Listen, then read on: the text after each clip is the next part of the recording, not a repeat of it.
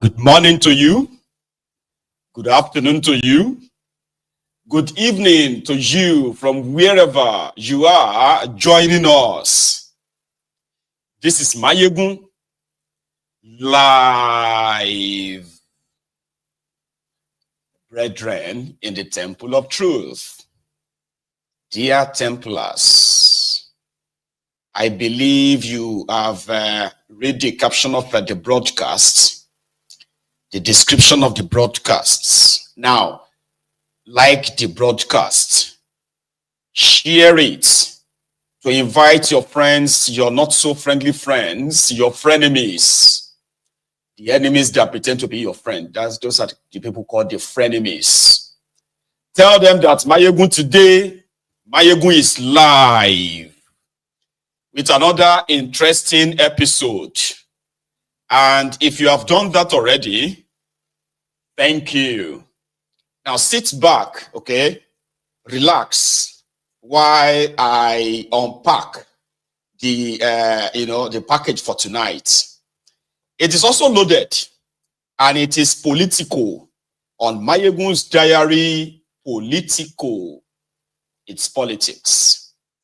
So tonight, we are taking a dive into the exchanges between all the political camps in the contraption called Nigeria. The first person to steer the hornet nest is Peter Obi. And since yesterday, in a short, interview, it seemed that he has riled the SPV boys again, the Atifu's online alimajiris. But before we get fully into it, let me give you a bit of, proviso, right? And that is, in Nigeria today, the most prominent and the most active political base as an opposition is the base of the obedient. Give it to them. You may not like them. Of course, they are the true and the realest disruptors. From 4 people tweeting in a room to a national threat to the national criminals in that contraption. And there are those who don't like them because they don't like them for one thing. Why was Peter Obi the beneficiary of the anger of this majority of Nigerians who have formed the real opposition? Because in Nigeria, except during elections, politicians are friends. And I'm talking about not just like they are friends, okay? They are in the same camp. Usually after elections, politicians from the opposition party will begin to join the main party, the ruling one, to share the spoil of war, which is the spoil of election, rather. However, we know they give shishi, we know they collect shishi camp.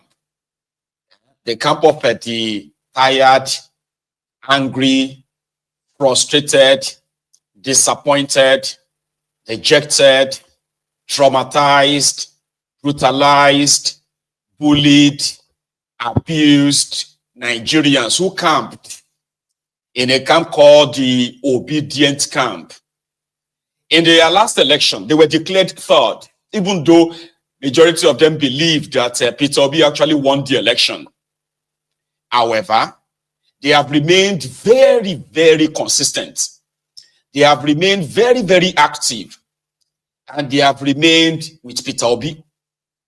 While those who are also Nigerians, but they are SPV boys, these are young men who have somehow, right, submitted their life ambitions, their life purposes to the cash and carry of PDP and Atiku and their gang. So they are like the first sworn enemies of this obedient. The Ronukus, on the other hand, they are not many, but they are very loud. their last election showed that as much as they are so loud, they are very few. They do not even have the number to make anybody press idiot without their, their compromised INEC. Again, using facts now, all right? Not just emotions, okay? Indeed, before the 2023 charade called elections, the main opposition to APC in Nigeria, they are Nigerians. I'm talking about the victims of bad governance in Nigeria.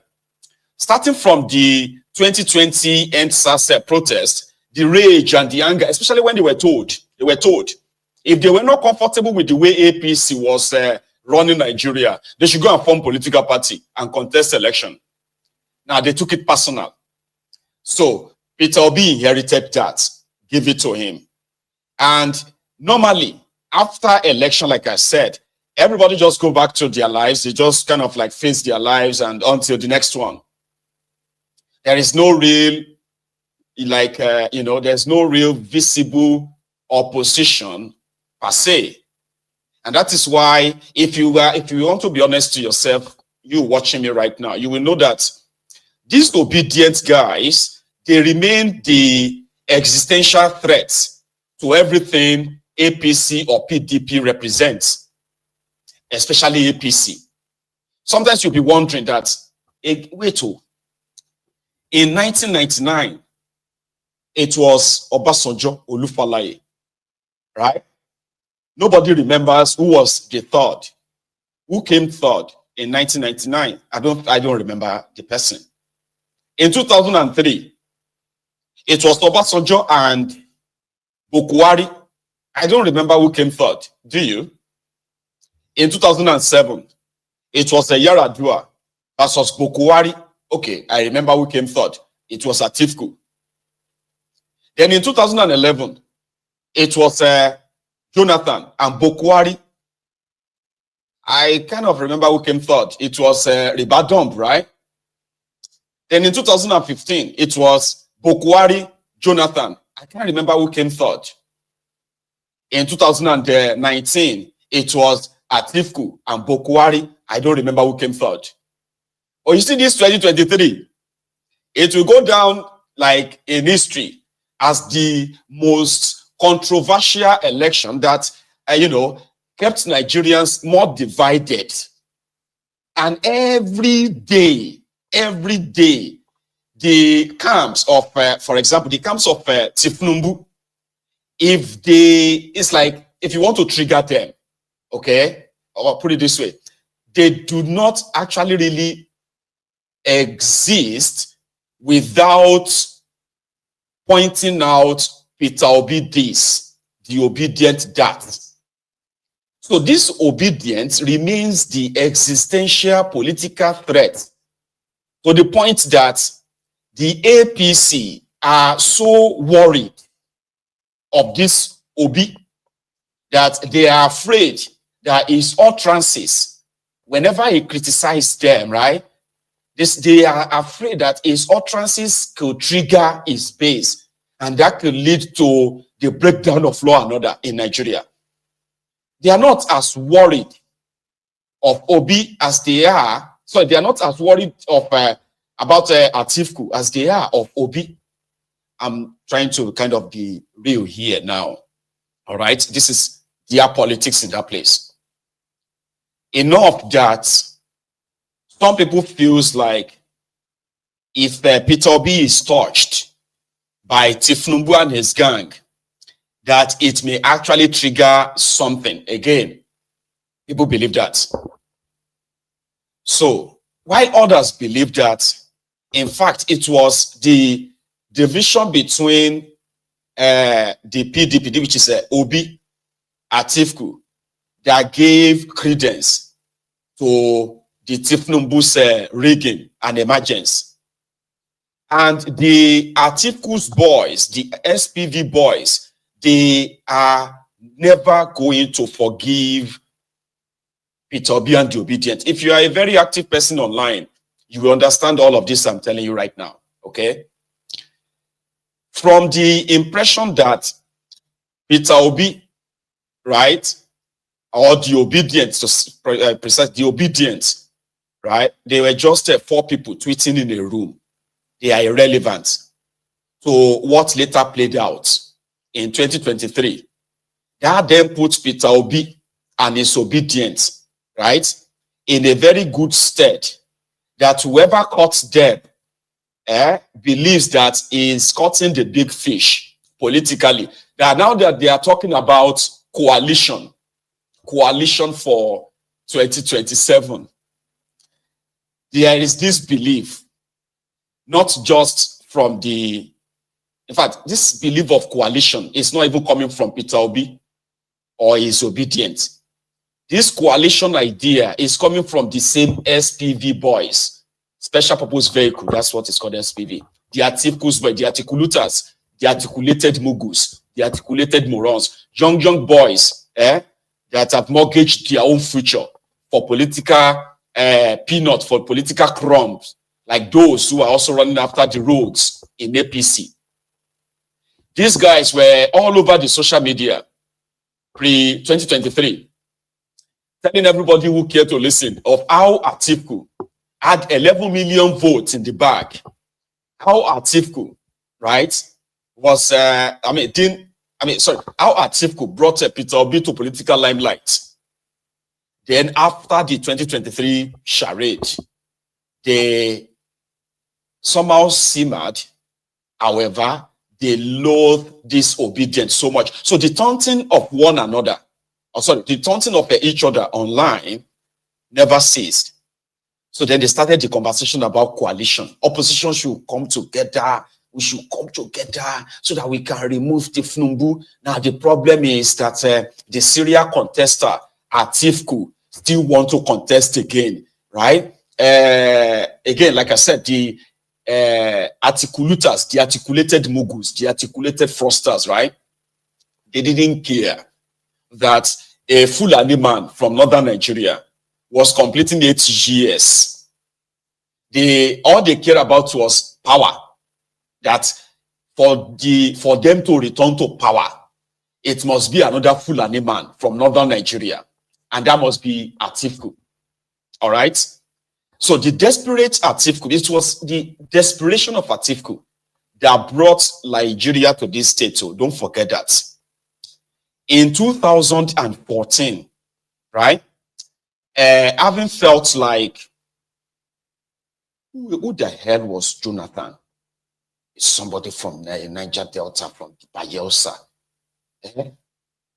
That Providence pushed him to become president. Right? Now he is the leader of PDP, where I am, you know. So that was what led to the machination of destroying PDP that gave them whatever, you know, clout, political clout they all have, right? And I think they promised him that it was Tifnumbu and Co, right?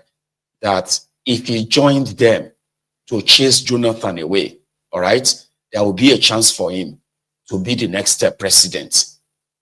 So it was not it was not concerned in destroying that same PDP. Then, no, only for him to get played.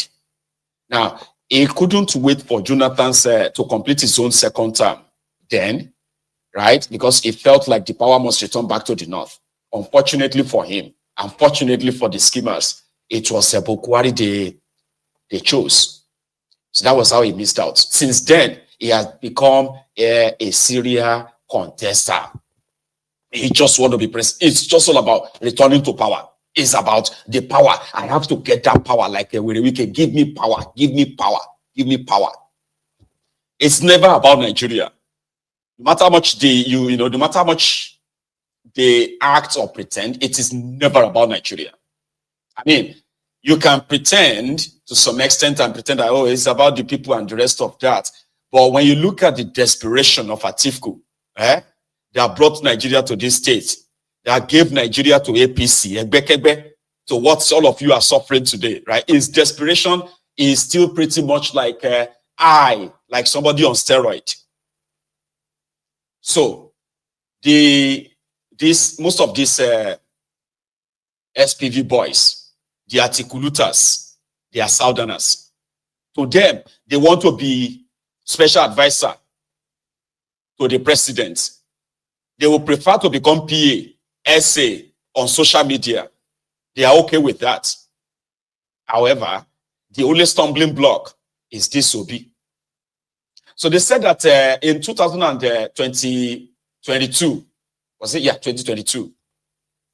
When it was a chance for them to actually really work something called the coalition of opposition, Atifu's interest came to play again. Where Wirewike, the guy that looted River State to fund PDP in the absence of Atifu, also got played. In fact, before Wirewike got played, this Peter Obi, the man that is talking about economy, talking about, all these nice ideas, they said he had no money. He had no money to actually win any primary election against Atifu, because having no money in this regard simply means you must have enough money to bribe delegates who are the ones empowered to choose who will be the candidate of a party. So eventually they chased him out. So the SPV boys went all around to denigrate him, right? To kind of like mock him, laugh him, and the rest. So when after 2023, right, and they realized that, man, it could have been a different ball game. So they started the talk of coalition again. We need to come together. But for the SPV boys, Atifu must be the candidate, because according to them, for power to return to them in PDP, forgetting about Wirewike is still there. For power to return to us, it's all about power. Yeah. The 2027 charade must be led by Atifu. And I think when, this was yesterday, when Peter Obi himself was accosted after a meeting that he had with his obedient guys, he was asked that, listen, we have been hearing about coalition of people coming together to remove Tifnumbu. Coalition. And the guy was like, listen, I am not interested in any coalition that is all about grabbing power. If the idea behind coming together of opposition is just to grab power for people who have lost out of the power sharing and all of that, then I am not interested. I'm not part of that. Now, this is a very simple statement, in my own opinion. But if you have seen the reactions of the Atifu's boys since then, or more, you will think Peter Obi actually shot Atifu on the street of Oka with a live bullet. They have been taking different rhetorics since then, in which, like I said, if you are not online, if you are not very active online, especially on Twitter, X, what I'm saying to you right now may just kind of be sounding like, okay, what are you trying to say? So they have resorted back to the status quo. Stuff like, Atifu should just forget about this guy. He's so full of himself. We should just go and talk to other opposition party that are ready to form coalition. What nonsense! Did he think that he himself can go it alone? I was like, it's a very simple one. Is your coalition about taking power, like they did in 2015, which was about just grabbing power? It was never about Nigeria.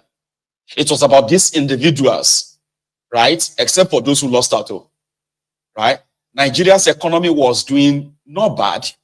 Nigeria wasn't like great. It wasn't this horrible. Now, with what APC has done in the last 9 years, right? But they all came together. They made you realize that the insecurity, right? The economy, they were kind of like a push all kind of agenda, and it was all just to grab power. Now they grabbed the power only to make mess of the entire country. More people get slaughtered, more people kidnapped. Terrorism became an industry. The same terrorism that triggered a lot of you. That you would, if you were allowed to actually like lay your hands on Egbere Jolantan that time, you would have torn him into pieces, into shred. because you felt like the way Nigeria was going, Nigeria will soon become like almost Somalia. Now you are worse than Somalia. APC destroyed Nigeria economy, destroyed Nigerian industries and what have you. And now the energy that you had in 2014, 2015 of your one Nigeria, the energy is now dead. So if people are now like, they've been out of power for 9 years, you get? Now it's all about we need power. We have to take power from Tifnumbu, which is practically what is going on. When you listen to apart from all of them agree, kind of speaking like Nigeria is worse now, the situation, ask them what they intend to do different. Ask them what they intend to do differently. That is where you are going to realize that there is no substance. There is nothing other than they just wanted the power. Some will tell you that, for example, Bokwari was so nepotistic that he only filled the old government with Fulanis. Today, others will tell you that look at Tifnumbu, he's been filling the old government with his own people, Yorubas. And then they will talk about, the Nigeria. Give us what you have in stock. What you think you're going to do differently? The human rights abuses, the killings, the terrorism. Define what you are going to do differently. They can't, per se. If you pay attention, it is all about how to grab the power, how to return to that power. And some of them who have been collecting gig, they call it gig in Nigeria, political gigs, we need to recruit people. For example, if you want to be an Atiku supporter, right? We can recruit you so that you'll be collecting gigs. They'll be giving you some money every month to buy data and be pushing agendas on social media. If Peter Obi is not going to come and do coalition, it is better for Tifnumbu to continue. Of course, it's not like you can do anything about that. Right? So, Obi himself, now, is not like too kind of like a different per se when it comes to, but he's been clear enough. According to him, if the opposition, right, if they are not ready, like in your terms of coalition, number one, you must start talking about, like enforcing gossip. You must start talking about the possibility of a new constitution, the solution of a INEC, where, putting together a new electoral reform, all these things, and then demanding that any form of rigging whatsoever will be rejected, and such election will never be accepted. When you want to have a coalition of opposition, you must kind of lay out your terms in the sense that you must be ready to go on coalition course with the people in power. But if it is all about let's come together, let's go and all of that stuff, it is just pure waste of time. And according to the guy, Obi himself, he is not desperate to want to be president, even though like he wants to be president. Now we have heard that indeed he is actually going to contest in 2027. And to the articulators, Obi contesting separately in 2027 is just a sort of like a clearance for Tifnumbu to continue. And with that, they will not forgive you, the obedient. And the obedient themselves, they're like, yeah, fine. If Obi doesn't become president, let Tifnumbu continue as well. If you, the articulators, believes that it is only Atiku, right, that can defeat Tifnumbu with the help of the obedient, whereby those who have been out of power, probably almost out of money, they're needed back on so that they can continue wherever the APC stops. You see, now this is the contention between these all these scams. It's interesting to kind of see, right? But let's start with this. What Obi said that triggers them. What is important? Let's discuss Nigeria. Whether we are going to do coalition or not, let's talk about the future of the country. Because often we abandon the country and what we need to do, talking about power grab. I'm not interested in any coalition that is for purpose of taking power. It is about discussing Nigeria. How do we care about securing Nigeria? How do we care about the common person in Nigeria? How do we care about our children being in school? That is the most important thing for now. That's what we need to remove. Because what you are doing is that you're encouraging stealing of public money. Because if I steal it and use it to win an election, then I get all the powers and everything, including immunity, not to be prosecuted. So we must stop it. That is what's driving this.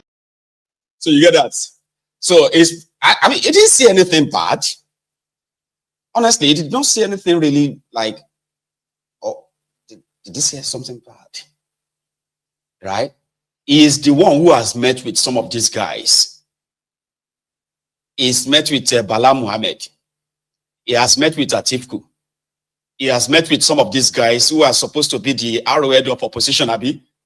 So if he is not convinced that these guys have any interest of Nigeria at heart, so you that is just their vuvuzela, especially those of you that they have to give money to go and push agenda on social media. I mean, I can give it to this obedience because it's facts that they are not hanging around to be given money so that they can be shouting Obi, Obi, Obi, Obi. You all know that. You may not like them, all right, which is fine. You may not like them. Or 100% of those who are behind Peter Obi, they are not hanging about, okay, waiting for money to be shared to them so that they can go and push agenda on social media. But with that same thing cannot be said of you, the PDP lackeys. Majority of you will not even like a push at Tifku if you are not given money. Majority of you.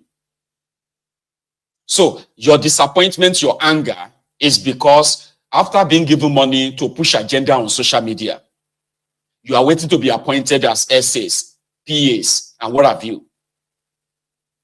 And then you are projecting on this obedience as well. You are projecting your misery, your miserable existence on them. Right?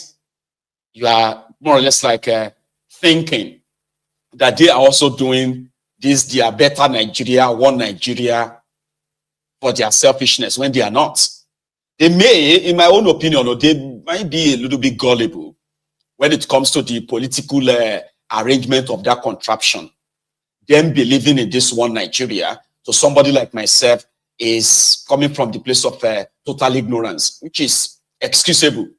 It can be forgiven, right?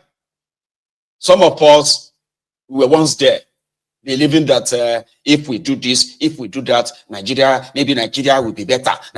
Now we know better. But there are those who still believe that they can make Nigeria better, especially the obedient. But we know majority of you in this, your APC, PDP, you crumb eaters, crumb chasers, ass lickers, orators, voluntary slaves, humble slaves. Some of you are actually doing it because of what you are going to get. Personally, political, you know, the number one employer of labor in Nigeria right now is politics, where everybody is trying to become PA to the councillors, to the chairman, to PA to an SA, and all of that stuff. While these obedients themselves believes that they are like fighting for a better Nigeria. That if Nigeria is better, it is to everyone's benefit, right? So stop projecting on them. You don't have to like them, all right? Even though, I mean, I like them. The reason why I like the obedience is because they are so innocent. Seriously, politically, they are so innocent and they are so naive as well. You see, that naivety and innocence combined is the reason why they strongly believe that if they fight, Nigeria will be better. Nigeria can never be better. But the reason why I like them is because when they felt the first disappointment, they were waiting on Obi to tell them what to do. But this time around, right, they seem to have matured enough that if they get, if they get rigged again, Obi may not be able to control them. And me, now anything will go scatter everything. Me are the support. That's why I like them. They have been the only base that has remained very consistent. Okay? They are very consistent. They strongly believe in this, and I like it. It is enough to cause katakata once they realized that the system is rigged against them. Sure, you get. So people like us is to encourage them to keep it up. Keep it up. So that's when they tell you that we are going to court again, now Obi go first collect. Abi? Well, you can say the same thing of this APC. Majority of you are a bunch of Uluri Burukus, never do wells. Most of the reason why you are supporting those who are destroying Nigeria and those who destroyed Nigeria before now is because you are waiting for your turn. Somehow, if you become your turn tomorrow, they feel appoint you, right? As a social media essay, social media PA. And it is never about Nigeria. It's never about anything good. It's about yourselves. And we know that. That is why they have to mobilize you. They have to give you money. They have to pay some of you peanuts to cause tribal this, ethnic that, religious this, and what have you on social media. You bunch of low life. So don't compare yourselves. Don't compare yourselves to them at all. I have seen some of disobedient raised money, their own personal money. Some of you will wait for stolen money, government money, before you can cause this tribal this, ethnic that, and then you'll be projecting it on them. You'll be accusing them of what you are really doing. So what did he say? That's kind of like is wrong. Here is another one where Obi said, when they said he should rate this regime, he had this to say. People must be in charge. It is about serving the people, and that is most critical. Your Excellency, the issue is that these conversations have been on for quite a long time. And it is now time for us to take action, because you can see where it brought us to. We now live in an insecure country. We now live in a country that is every day breeding poverty. People are suffering. So many people don't know where the next meal will come from. We now live in a system where on Friday, I visited, on day of celebration of education, I visited 15 schools where children don't even have a lab, talk less of one computer. That's what democrats have brought to us. And we must deal with it head on. How will you say this administration is doing? How will you rate this administration? It is for you to rate it by going to market. I don't need to rate it for you. It is for you to rate it. If you go to market, then you rate it yourself. Your Excellency, the issue of political party structures also came up during the discussion. Very critical. So now, how... It's very clear what has been said, that we don't have members. We have owners of political parties. Parties should be, the core of democracy should start from the political parties, where people respect and know that other people exist. It is not a place where you are attacking a person for your own benefit. Thank you very much, people. You get. So, if you have been observing him, he has been speaking in such a, with some bold, sort of, strong languages now. Here you get that if he wants scatter, may scatter. What I kind of expect further from somebody like him is that he should further mount pressure on this Tifnumbu's illegitimate regime so that they can make more mistakes, like maybe try to arrest him. So if you want to form any coalition, your coalition as an opposition is to give the ruining party a sleepless night. If Nigeria won't burn, may it burn. You see, that's this threat of your statements can cause problem in Nigeria. We need you to watch your statements. Where Tifnumbu and his gang are threatening the opposition. Right? So you can't do coalition with such people. No, you can't. The Tifnumbu's regime and the one before it, they've breeded poverty. They've breeded insecurity, corruption, and these are more pronounced. But they are trying to, they are acting like they are actually helping Nigeria or Nigerians because the opposition, they believe the opposition is scattered. Let me tell you something, some of you, I have been reading it, it's like a coordinated one. Some of these mofos are saying that the kind of support that Peter Obi got in your 2023 charade is waning now. It's quite good if people feel like that. Because the same you felt like it would not even be able to win one single local government area, only for you to have to struggle, to rig him out and rig him to third place. Abi? He defeated Tifnumbu in Lagos, 918,000 votes to 151,000. Tifnumbu scored 151,000. So don't let anybody see. Don't let these mofos, don't let them try to kind of like, rewrite the history, so to say. However, the other thing I want to see is the boldness in taking on the entire system himself. He has spent his own personal money. He has spent, on our own last count, he has spent over 800 million naira funding this, these different charity causes and what have you inside the contraption. So you underrate him at your own peril. It is the only base where he is not spending money, giving money to people, right? To defend him anywhere. He is not giving money to people to become his sellers anywhere. People are doing this for him free of charge. And that makes him the most dangerous politician in Nigeria today. And I want to see all of this play out soon. So that, me, now my own intention is to see that, everything scatters.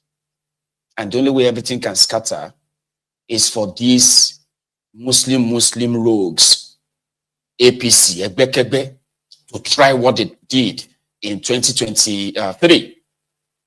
As much as a lot of us believe that Tifnumbu would rig himself again, which I am praying to do for him to do. But the other thing is that some of you will say, nothing will happen.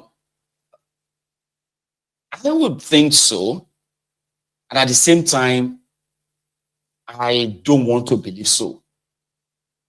So if you are obedient watching me, watching MaiyegunsDiary Politico, I may kind of be contributing it to radicalizing you ahead of that time.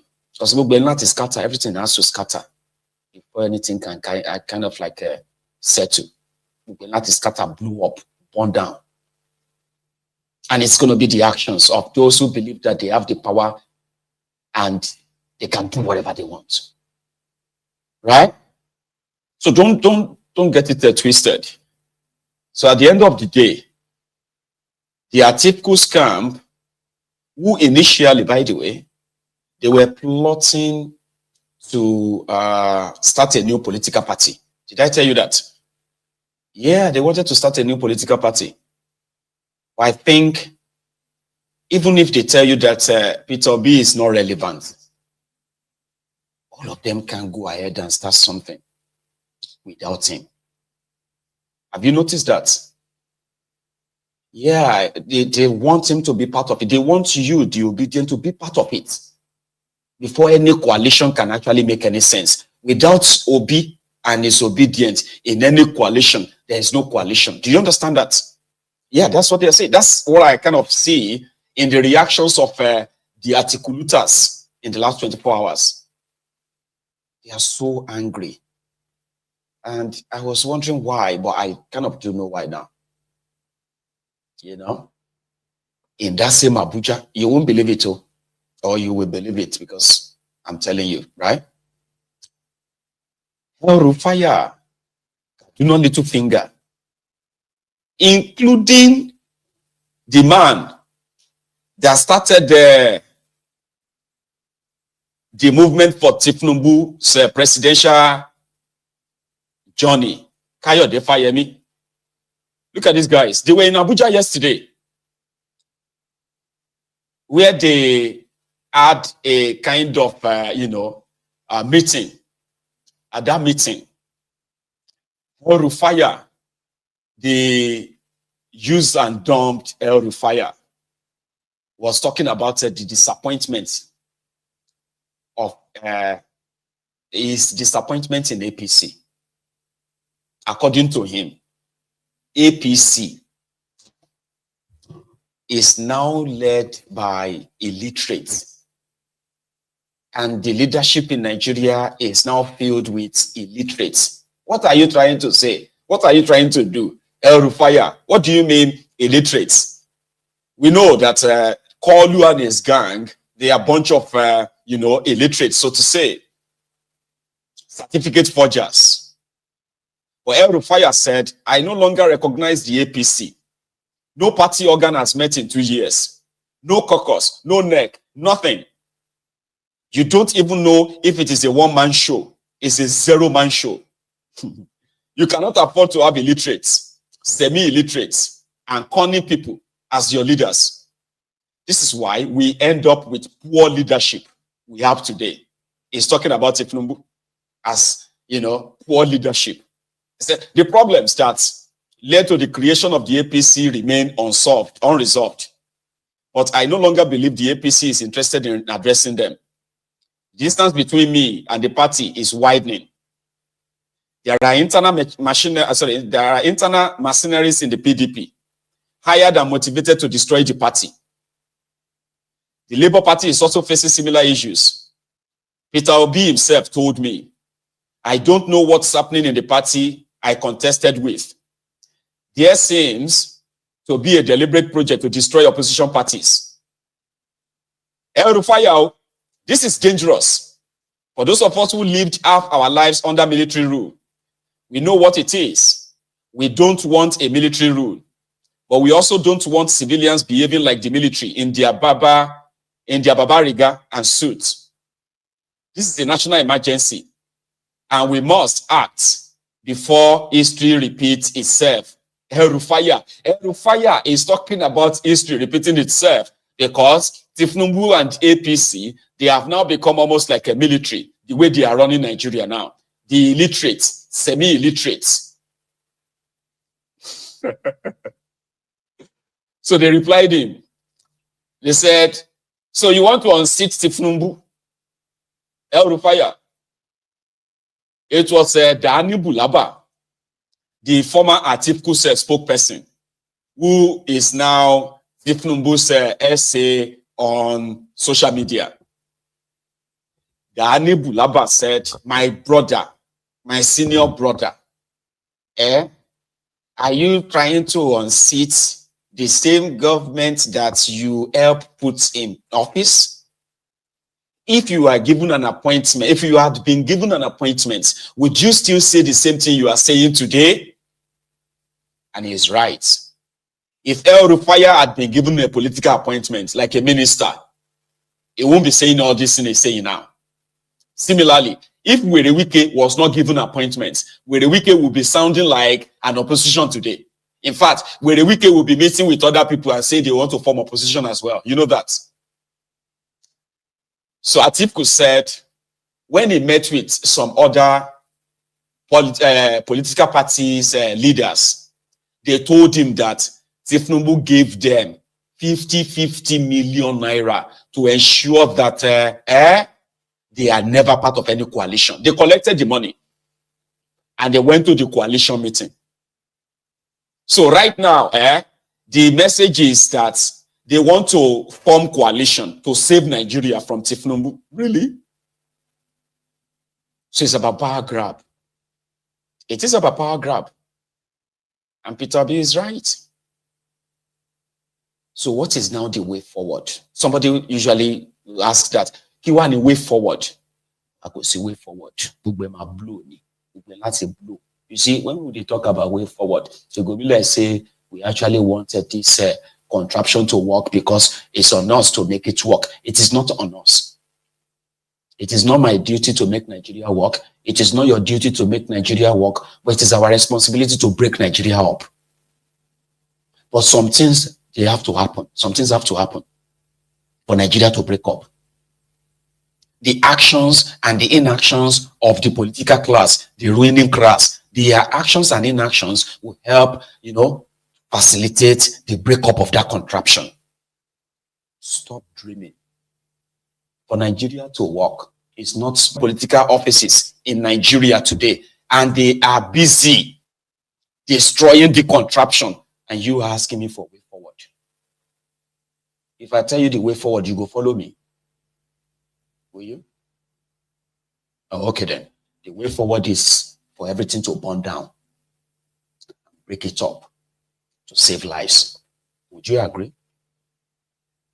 Don't change your face.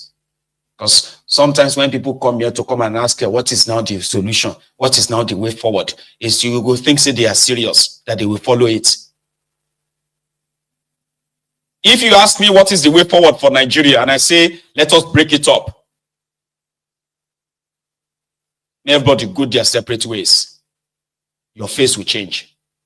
Because that's not what you want to hear. That's not what you want to hear. You want me to tell you that you and I should come together. Come together to do what? Come together and do. We'll come together. Put on jackets. Abi, can't go drag Tifnumbu out of Aso Rock, Abi.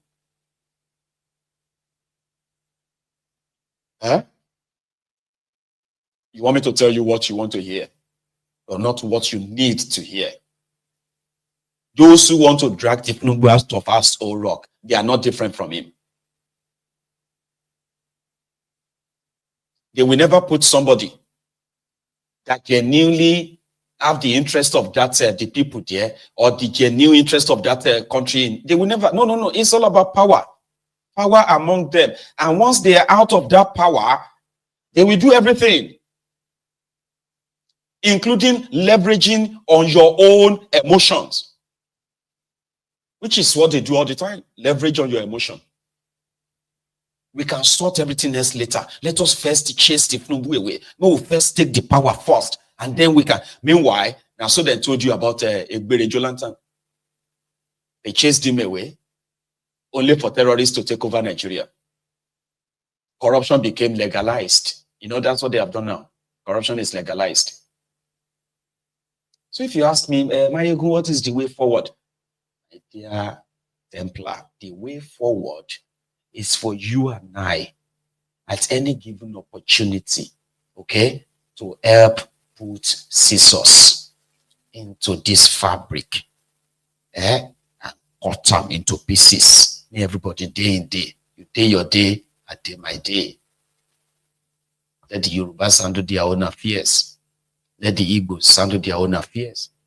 Let the Hausas handle their own affairs. If they have any land to share to the Fulani, it's fine. That's their own issue there. It's none of your business. Okay? Let everybody handle their own affairs the way they deem fit.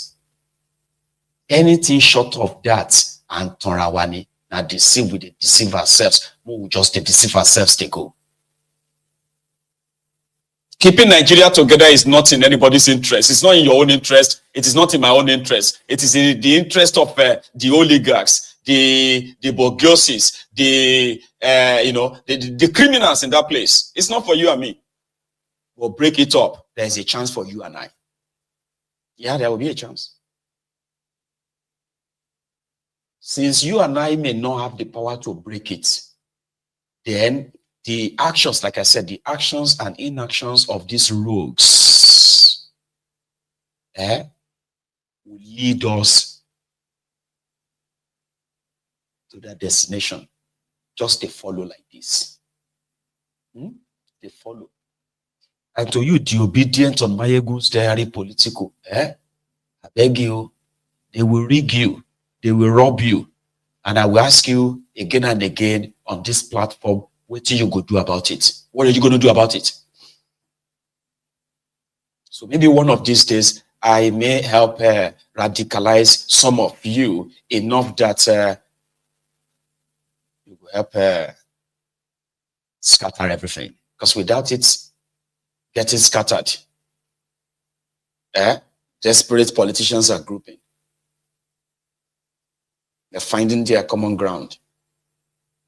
There are others who are already like politicians for hire, waiting to be hired, so that they can also put a clog in the wheel of any progress. Everything is working for. Everything will work out for good.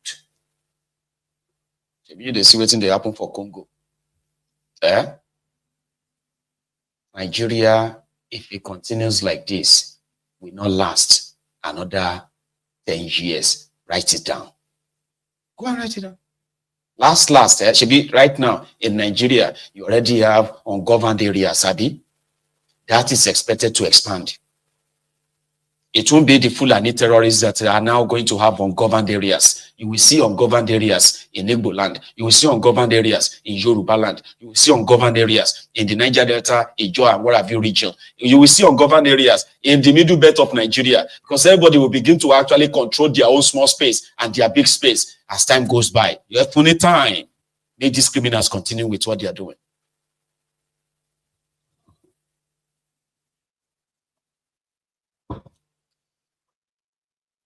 And as for you, waiting for a Messiah,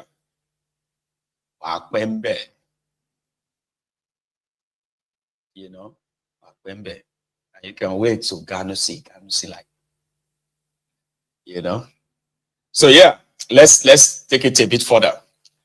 Yesterday, Omoyele Sowore was detained by the police IG because Sowore said that the current police IG, who is a criminal, is illegal police IG. So they offered to bail him and he rejected their bail condition. Okay?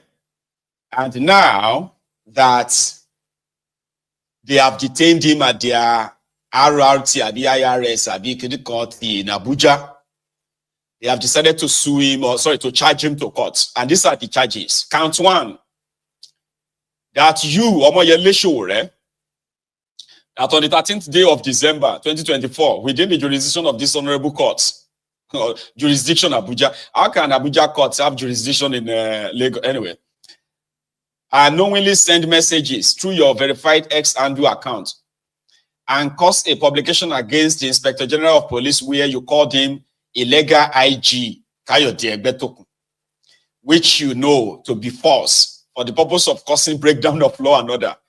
And you caused the message to be sent and thereby committed an offense contrary to section 24(1)B of the Cybercrime Prohibition Prevention, God damn it, 2015, as amended 2024, and punishable under section 24(2)C(2) of the same act. Count two, that you, Omoyele Sowore, that on the 13th of December, right, of this court, blah, blah, blah, blah, blah, and caused a publication against the Inspector General of Police where you called him illegal police IG, count two now, which you know to be false, and tag the verified Nigerian police force ex-handle containing threats to incite the Nigerians against the Nigerian police force and harm its property or reputation of the God damn it, man. Then count three, that you, Omoyele Sowore, that on the 20th day of December 2024, within the jurisdiction of this honorable court, did intentionally and knowingly send messages through your verified ex-handle, blah, blah, blah, blah, against Inspector General of Police, where you called him the illegal IG of Nigeria Police Force. Kayode Egbetokun will make the next NSAS inevitable. He is working tirelessly towards it. Just a matter of time. Egbetokun must go. Revolution. Hashtag Egbetokun must go. Hashtag revolution. Which you know to be false for the purpose of causing breakdown of law and order and to cause the message to be sent and thereby committed an offense contrary to section. God damn it, man. You see the clowns in charge of that contraption? Police IG is detaining Sowore. They charged him to an Abuja court. That Sowore called for calling him illegal IG. will cause breakdown of law and order, and will harm the police property, and all of that other nonsense. Nigeria police in 2024. 2025, rather. These are the clowns. These are the clowns in charge of the contraption. They are so scared stiff of their shadows, their actions, their inactions, that they believe that one day they will wake up and the whole country will be up in smoke, and they will be hunted down one by one. They know it. They know it. All they have to do is, once they grab you, they will charge you for cyber crime, cyber bullying, cyber this, and cyber that. They will even tell you that you are bullying the president. Bobby Totten bully president. Imagine somebody like me, they will say, I am bullying Tifnumbu. I say, how? How can I bully Tifnumbu because of social media? They say, yes, because on social media, what you are saying on social media can make people to come and attack Tifnumbu. I say, how?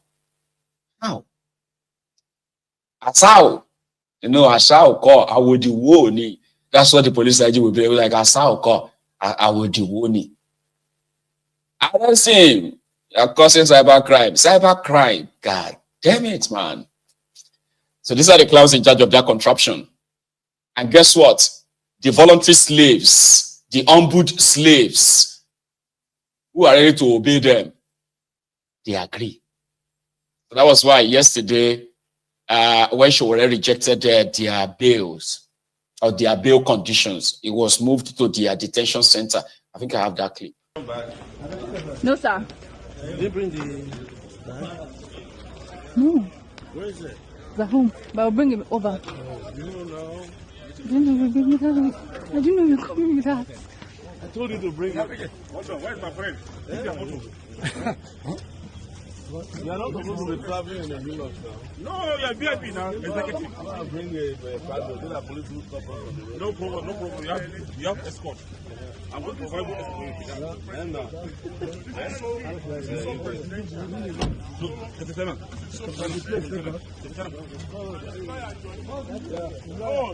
Revolution.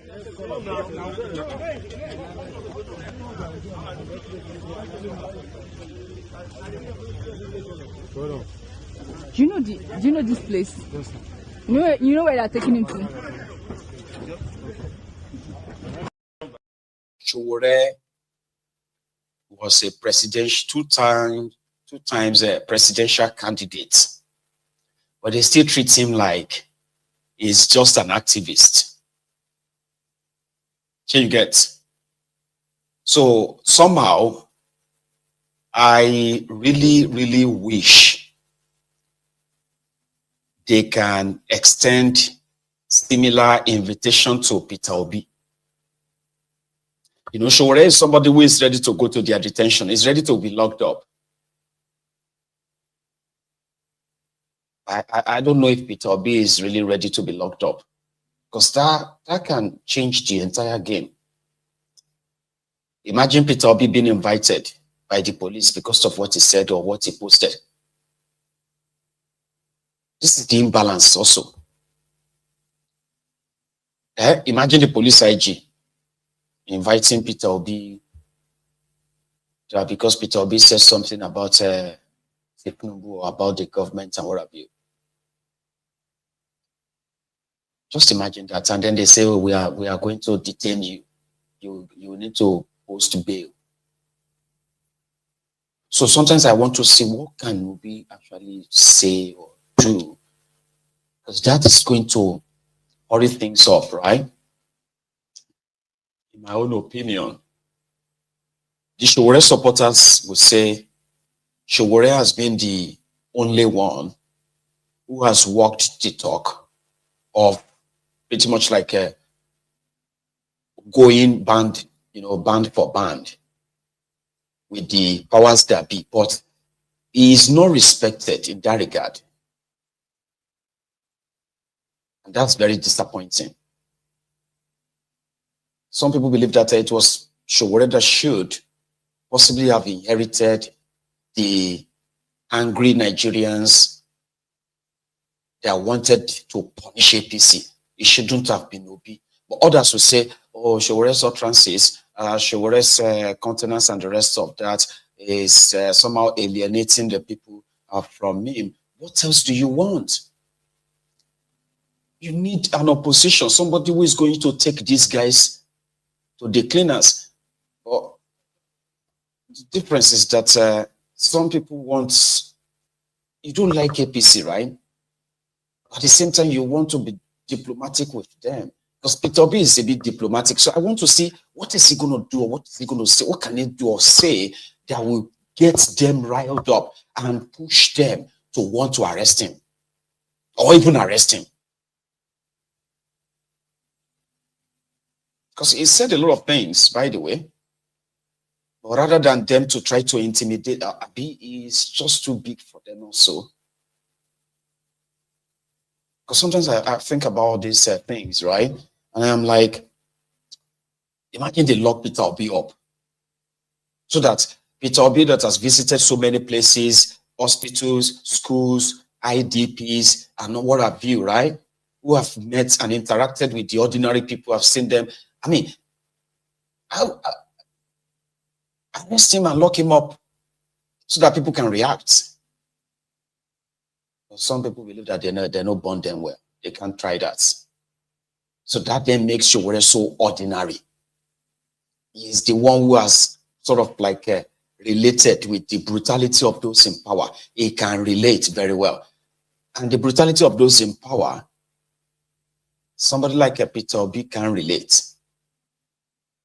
Maybe in another level as well. You know, another level, when I say another level, I mean, he said that they have been targeting his businesses, his business associates, and what have you, behind the scene. And as a big man, by the way, so it's what Peter Obi will consider as a state-sponsored attack on him is so different to what a state-sponsored attacks on or means to Sowore. You get what I'm trying to get at, right? So I don't know what he can do or push them to, you know. See, obedient. They don't want them well. Maybe they try it. I know. I want them to try it. Me too. So that, you know, that boiling rage in you can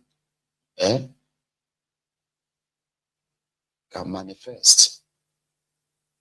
Maybe I'm expecting too much anyway. So to take it back as they were in Lagos, demanding for an end to the illegal roadblocks, which is also part of the advocacy of Omoyele Sowore, the one that initially triggered the invite when he refused to be packed by the miscreants in blacks and gone in Lagos, before they now kind of like charging him for calling police IG, illegal. So Juwon and others, they were in Lagos today, demanding for an end to illegal roadblocks, police roadblocks in Nigeria. That Sowore are done. But what exactly were the issues Sowore raised? And I think that is actually what we should be discussing. What are the issues Sowore raised? Sowore is saying that the police should stop setting up illegal roadblocks across the country. What Sowore was raising is that we need to end the heritage of police extortion in the country. As a matter of fact, our organization has been mobilizing to disband SARS since 2017. It was a protest that culminated to the massive EndSARS protest in 2020. And what was the reason for the EndSARS protest? The reason for the EndSARS protest was fundamentally police extortion that was being done by a rogue unit of the police force that we have disbanded, which is the SARS. Unfortunately, SARS has been disbanded thanks to the Nigerian young people who stood their ground. But the fundamental character of police has not changed. Essentially, they remain criminal in their operation. Recently, the first PRO was speaking recklessly that the police had the right to invade private property without a warrant, endorsing lawlessness and irresponsibility that had been a hallmark of the police force. Exactly what we fought against during the NSAS protest. And for clarity's sake, our organization, I'm going to repeat it here again, we are demanding the immediate resignation of the first PRO, Maiyegun Jobi. This is part of our demand. And in addition, we are calling for immediate end to police extortion. We are calling for immediate end to all illegal barricades that have been erected across the country. And most importantly, Sowore must be released unconditionally. He has committed no offense.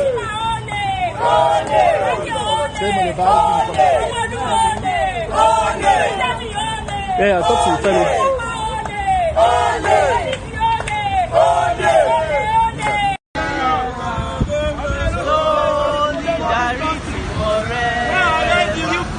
Shall always fight for our rights. Let's go to the Nigeria money. Social revolution. Social revolution. The only way to fight oppression. Social Revolution, social revolution. Social revolution. The only way to fight oppression is social revolution. Soli. That one we have. We should ban that song. That soli song. We must ban it. They never ban me when they sing that soli. Solidarity forever. Soli. We must ban that song. Our children must not sing soli. You know? Because since they know they sing that soli, things never go better. Nothing gets better. So if I have the power to change anything, I'll say they must ban anybody that sings soli, 20 years imprisonment. Send them to the gallows. We cannot let our children also grow up to be singing solidarity forever. We shall always fight for your rights. You know. So yeah, Charade chose to stay with them, and now there is a chance that what they couldn't get or squeeze from him yesterday, they will now use this fake court. And this is where the judiciary should come in. For example, in front of that whatever judge they put this, before the first hearing, the judge should just throw the whole case out. Be like, oh my case and bring me a better case. Imagine going to the front of the judge and say, Judge, so what did they go on charge Sowore? What did they go on convict them for? What would they now convict Sowore for now? That he said illegal police search, which evidence shows that he doctored his retirement, he doctored this age, doctored his retirement age, all because he will stay back as extended by Tifnumbu, stay back until October 2027. That's illegal. So would they find him guilty? Do you know how many cases against Sowore? Most of them are just like wasting away. Some of them in their court in Nigeria, the prosecuting counsel, they know they show up again. Some of the cases against Sowore under Bukwari, the lawyers know they show up in court again. All of this is just kind of like waste of resources, abuse of judicial process, and the judiciary in Nigeria should not be entertaining such. They should be throwing them out. Say, please just get out of here. Bring a better case. But they are all in on it. They are all together, working together. You know, that's why it is called a corrupt system. A corrupt system led or fueled by corrupt people. You know. Now let's take a little break from politics and go to Ijebode. Have you been hearing about Ganusi? Initially, right, I thought it was a Mexican language or Mexican word, Ganus or Spanish. When I started hearing Ganus, the Ganusians. You know, when I was growing up, the Islamic clerics, they are called Gusu. No, Gausu. Gausu alone. That means like prophets. Are you with us? Eh? How will I the Gausu? Who are the people we call Gausu? Because Bingadiboye was the one that used that word, and since then it's been here in my head like Gausu. They're like a man of God. I mean, yeah, a man of God. You know. Kwamwan lost his mom at the age of 105 in Djibouti. Now, Olori Omoba Akile Jebu, Kwamwan, who is also Tifnumbu's official musician, right, called the Islamic clerics to come and perform Islamic rites for his late mom. And then he was caught in a video. It's evidence. He was caught in a video talking to somebody, and he said, "Look at all this Islamic this affairs. My father's house at Idipote in the Djibouti is there. They won't go there. They are all here to Ganusi. They didn't want Ganusi. That means they are all here to just come and like a bird. Like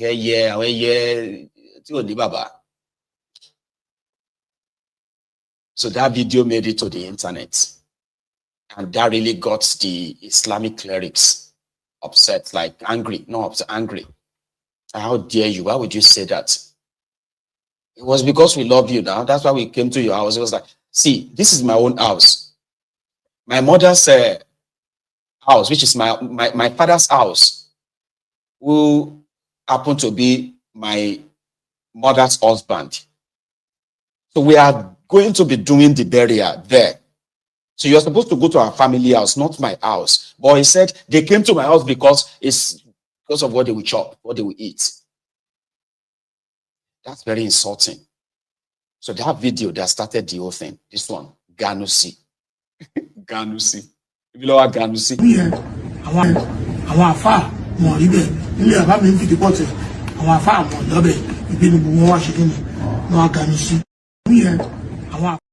You see those people with bed sheet on their head. Somebody had to use you see that last part of that video, right? Was it's a different event.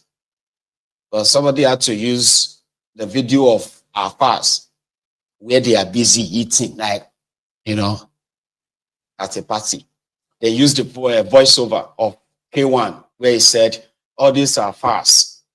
They didn't go to my father's house. They all came here. They were to Ganusi. Like Ganusi, if you know how Ganusi, they are waiting to be fed. So, and he said, this is from here, we are all going to move to my father's house, where the real, the burial rites, the prayers, and all of that will be done. It's not in my house. We are not doing it here. So he built himself a very nice mansion in Djibouti, by the way. Okay. Yeah, I think it's in the GRA, Djibouti. So truly, normally, right, when things like that happen, they were supposed to bring in the local clerics to come and do the prayers. But because it is K1, some of them were traveling from far and near, and they were all arriving in the name of trying to commiserate with him, like condolences visits and staying back to offer prayers so that Kwamwan will give them money and all of that. And it is kind of all right. It is normal. I don't even know why K1 will say that. You are blessed. You've got money, right? And normal. People are going to show up and to say they want to offer prayer and all that, right? Then they told him to apologize. And the typical K1 responded thus.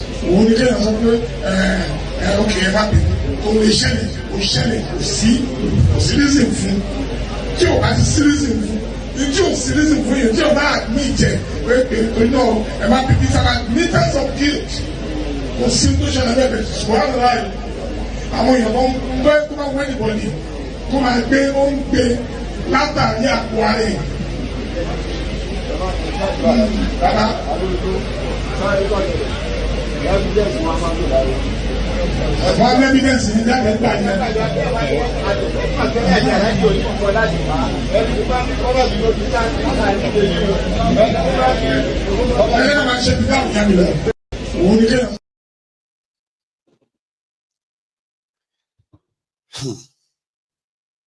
So they asked him to apologize, and he said, it's just rumor. Those who are carrying the rumor can continue to carry the rumor. I cannot apologize for what didn't happen because it never happened. I didn't say that. He denied that he said that, and therefore he can't apologize to them. So I just wanted to continue the prayer for my mother, for my mother's Fredal. Please continue. And guess what? I think they just continued. Then after that, I have been seeing different reactions of all these affairs. Now, I wouldn't share this with you if it's not important. All right? The reason why I'm sharing this with you is that majority of those affairs, the clerics that I have heard kind of like address the situation, they've all been threatening him that it will become nothing. He will lose all his money for insulting them. It will become irrelevant. I was like, some were even saying that he will die. You will see what will happen to him for daring to insult us. Okay. Like, I mean, why should horrible thing happen to him? Because he insulted them, right? That's what got me like interested though. Okay, Ganus. Buhari Omomusa was the first to speak on this. He was a little bit polite in his own kind of response, all right? Sorry if you don't understand Yoruba. I'll come back and tell you what he's saying.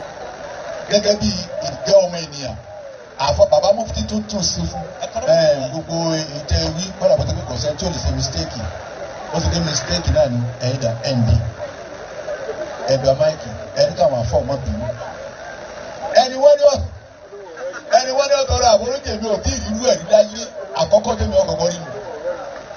Only now, me were guilty.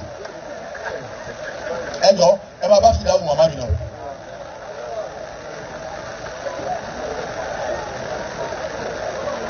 Among what was a meaning. Mo béèrè irú ètí mo béèrè lọ́wọ́ ẹni tọ́wá ní ẹjọ́ bá fi dá màá fi mí ìjẹ̀bi èmi ò mọ̀ sọ́tẹ̀lómi mo ìsọ pé àwọn tí wọ́n dúró ń bẹ̀ kọ́ dá torí bá a ti sọ̀rọ̀ yìí gbogbo ayé la wà mo ìsọ pé àwọn tó dúró ń bẹ̀ ọ̀dà àáfàá ni mí àáfàá ni wọ́n tọ́ba jẹ́ pé mi mo sì irú nǹkan báwọn ṣẹlẹ̀ mo gbé máìkì kalẹ̀ báyìí sàlẹ̀ wọn àlè èyí sì pa agbádá mi mọ́ra. Èyí sì pa agbádá mi mọ́ra yìí mọ̀ jáde lọ ẹ̀yìn tẹ́ bá jókòó ń bẹ̀ ojúkòó mi. Wọ́n ní téèyàn sọ sáwọ́ àáfàá ayé kọ̀dá ìwọ máa ń sọ pé wọ́n ò jẹ̀bi ẹ̀tún wá jókòó. Ṣé gbogbo ẹni ó jókòó ń bẹ̀ lọ́wọ́ á mú ló mú 200,000 lọ lé ní. Bó ti wù kẹ́ ẹ̀pọ̀ tó mẹ́wọ̀n ṣé gbogbo yín lẹ wá mú lọ àmọ́ tọ̀. Ẹ̀yin náà tún bẹ́ẹ̀ bá tún béèrè pé ètúnṣe tẹ́ ẹ fi jókòó tẹ́ ẹ dìde nígbà tó sọ lù yìí hùn ẹ̀yin náà tún rí mi. Ọlọ́wọ́ sàmọ̀nà kálukú. Àmín. Ìdílé yẹ bí ọ̀rọ̀ òun ni pé ayé gbọ̀n ti ń lọ ẹ̀dá wà àfáà ẹ̀dá ibi wọn ọ̀bá pè wá ẹ̀mọ́jà lò. Òkúkú dà ìbú ẹ ti débẹ̀. Àwọn àfáà àdúgbò wọn ń bẹ ńlẹ̀. Wọ́n bá lè wẹ̀ àwọn nu. Bí mo sì lè wẹ̀ àwọn nu. Àwọn ìmọ̀ọ́bọ̀ àdúgbò wọn bẹ́lẹ̀ tí wọ́n ṣáájú kírun. Níyà yìí nìsín wọ́n bà wá wá ní. Ilé tó wá ìtọ̀ ilé báyìí ti súnmọ́ léhùn tí jáde wọn náà ní. Ilé àbáyà tó wulé wa. Lọ́dún wá sí àgbáyé ní bàbá mi. Ẹ wo nǹkan. Gbogbo tí ń dá àfáà nìyí. Gbogbo tí ń dá àfáà. Ẹ dákun ẹ já tara tọ́sẹ̀lẹ̀ yìí. Kálukú ọ̀pọ̀ rẹ̀ ní pẹ̀lú tó kí. يريد الرجال والنساء أكرمك. Buhari Omomusa, he was saying if it was him, the moment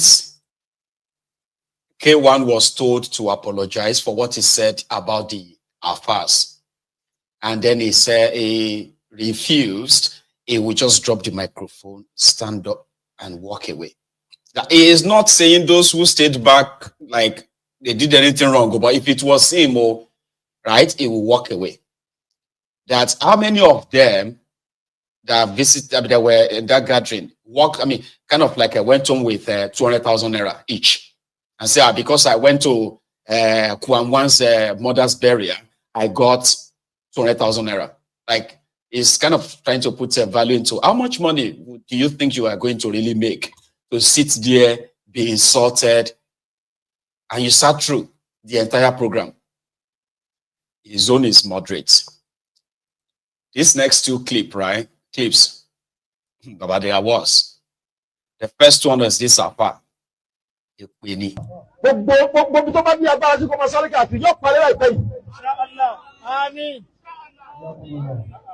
Allah lala say it. Lawa ava ni won janu.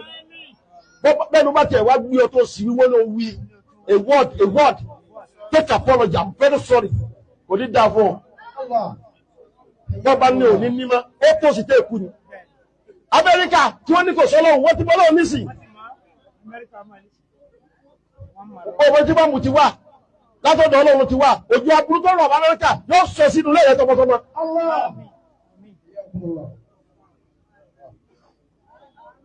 Ẹ lọ farabalẹ̀ wọ́n náà tẹ́ bá láfa kú àfa àtọ́láyé àṣebáàrí o àṣebáàrí àwọn kábíyè hàn àwọn tó ọmọ lọ́mọ àwọn tẹ́jọ́ pàdé nígbàlẹ̀ lọ́mọ àwọn ọmọ bẹ̀. Àwọn ọmọ jàlùkọ́ àárín lọ iná láti kékàkiri mo ti jí látàárọ̀ ìtẹ́jílẹ̀ fi sú mo ti kọ́ ọmọ kẹ́wú láàárọ̀ yìí tí mo tún fi jáde wá sílẹ̀ ní ìṣe káàkiri láyé ìtumọ̀ fún mi pé ṣáà ìṣùmọ̀jú wọ̀nyí owó ní. Kí ló dé? Afa, kí ló dé, kí la gbé, kí lè jù?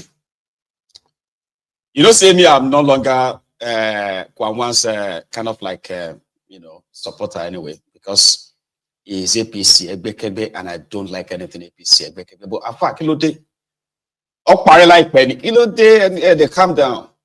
That one is saying that it will become poor very soon. It will perish very soon. He insulted us. Look at America. America that they believe that there is no God. Look at what is happening to them. What the heck are you talking about? Oh, that's one.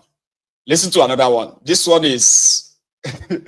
I don't know the name of it. What is this one's name? Princess.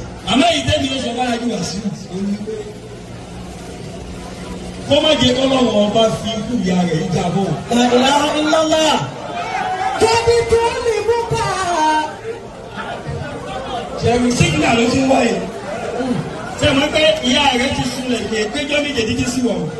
Allah ayé ti tó bá fẹ́ ṣubú owó dàgbẹ́ ti kọ́ lọ́wọ́ mọ́ nígbà ní tí mú owó wọnú àkáǹtì owó gbogbo gbà. Allah ìdẹ́mi tàbí jáde wà sí ìtẹ́mi kéwà díẹ̀ díẹ̀ yẹn máa ń jábọ̀ èyí tó lè bọ́lọ̀ jù láti ṣe òun náà lòdì tó gbé egun ìyẹn máa ń ṣe wàhálà gùn ìyẹn máa ń jọ jábọ̀ ní. Ìrìn tó fogún ọdún ìtayé fi mọ̀ ọ́ lè bàjẹ́ láàrin ojú ìṣẹ́jú. Ní bàjẹ́ wọ́n ni. Advice ìkejì.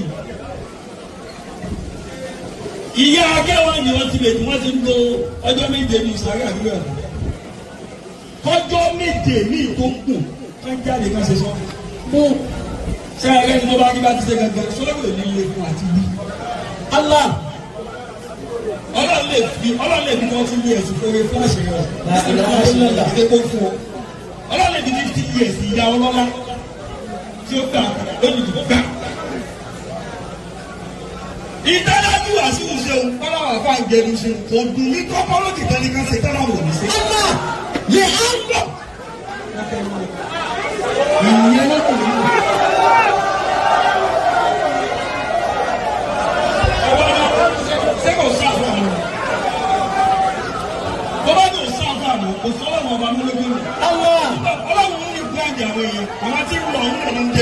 لأنك كثيرا فبتعلمك كثيرا.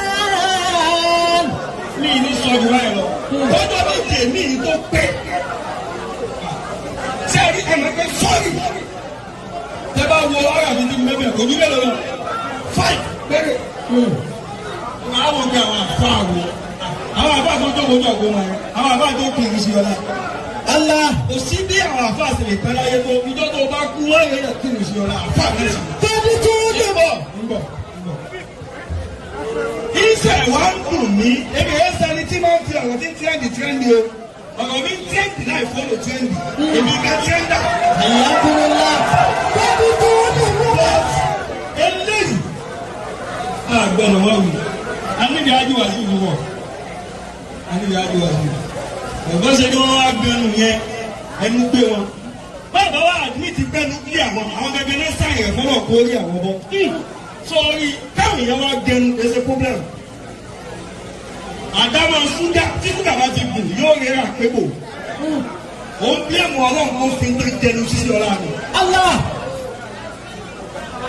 Dédé bó ṣe wá wí wọ́n wá ń jẹnu kò lé fọ́lọ̀ ọlọ́run tó pọ̀ díẹ̀ ló lè yọ. Yóò sì yọ ọdún jẹnu sí kò ń bẹ̀ kò lè. Kọjọ́ méje tó wá pé tá a bá tẹ́ǹkà apọ́lọ́jì sẹ́ńtẹ́ tọ́lọ̀ wọ́n fọ àyọ̀ kò ní sọ́ o. Ìjọ tọ́lọ̀ máa ń lé àdúgbò sí ẹ̀dá pẹ̀lú náà bẹ̀rẹ̀. Ìjọ nǹkan ló bẹ̀rẹ̀ àmọ́ yóò bẹ̀rẹ̀ kìí ṣèpè tó yẹ wọ́n ti ta gbogbo àfọ àyè lára. Lójú àwọn àfọ àtàjọ òdò. Àìsàn ní ẹ̀mí tẹ́lẹ̀ sapọ́lọ́jì fún.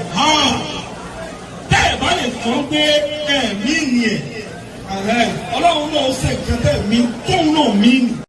Nuisance lélẹ́yìí. Nuisance lélẹ́yìí. There are so many. So that one is saying that he gives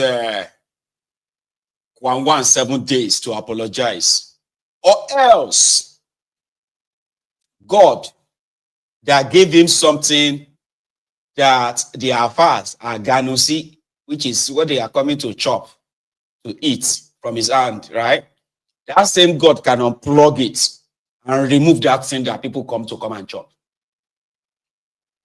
And I'm like, Egbawatori Allah. All these religious people in Nigeria. There's no way that any sensible person would not really feel pretty much like irritated. You know, these people kind of, when you see religious people in Nigeria, they ascribe this level of importance to themselves that you will think they are actually gods. Sure, you get like they are God. Oh, calm down, sir. If I say that you will not tomorrow, you will not pass tomorrow, I say, okay, who you be? Yeah, like Tanisa. Amy, if I call on the Ravanias, if I call on, they say,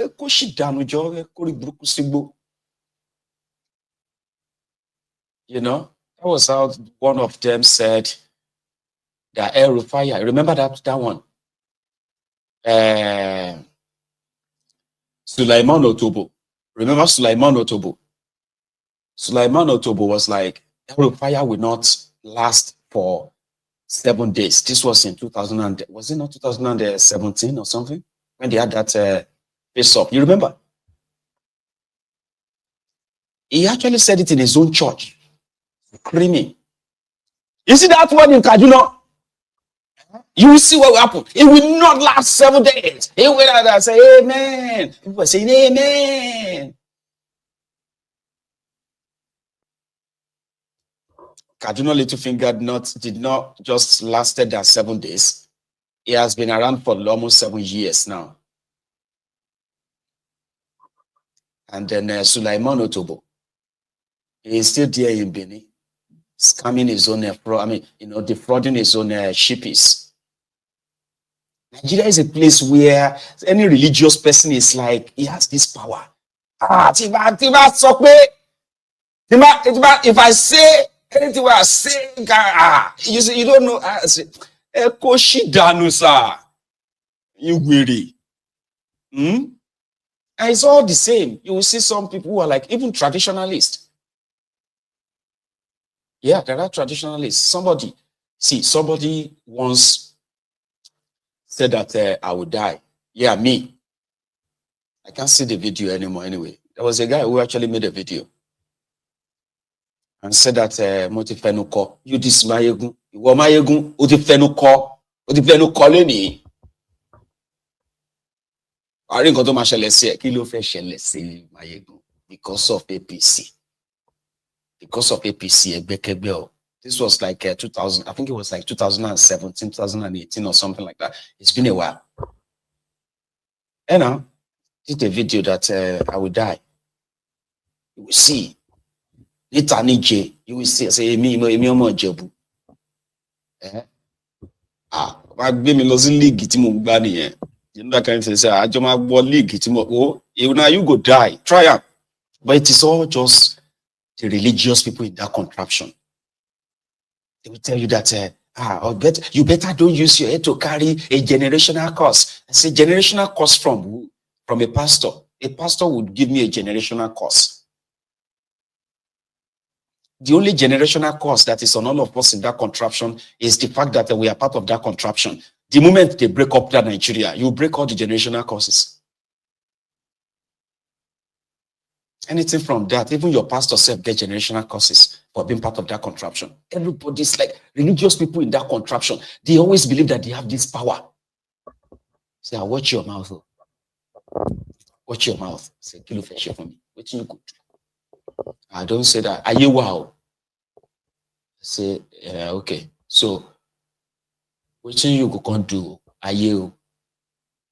Because since I have grown up, the only the only people who succeeded in defrauding the witches, the wizard, Osho, Aje, Babalawo, Mamalawo, Brotherlawo, Unculawo, Auntilawo, Grandmalawo, Grandpalawo, pastors, imams, which is called those ones from the Hindu,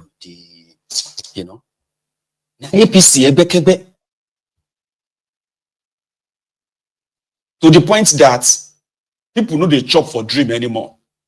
The witches and wizards that usually will come and feed you, they will say, what happened to him? They say that he chop food for dream, he chop food for dream, help us. So today everybody don't broke. Nobody they chop for dream. It is so bad that even if you go to all the junctions now, Papa, they know they carry sacrifices anywhere anymore. You know how much they sell goats? You know how much they sell what's it called? Red oil. APC scammed everybody. You duped everybody. Impoverished everybody. Oshua, everybody, you know. They fly again, say I never chop. So people they fly for night. Now don't person we chop, they fly. And you know if you do anything to them. Nothing. You don't know if you do to them. Nothing. Go about people who are threatening you. You are believing them. You don't understand. If they have all this power, they should be exercising this power on the people that have impoverished them. When last did you chop for your dream? When last? When last, if you are a pastor, tell me, when last did people come to your church and say they were fed food in their dream? Anywhere, everybody broke. And yet, there's nothing you could do to APC. But now me, you can't threaten with, are you wow? Okay. Let's say don't say we don't kind of visit the Aye themselves. Everybody, yet there's no consequences for the APC. No consequences. Religious people, sorry, but they can in power, anybody go shidano. You know.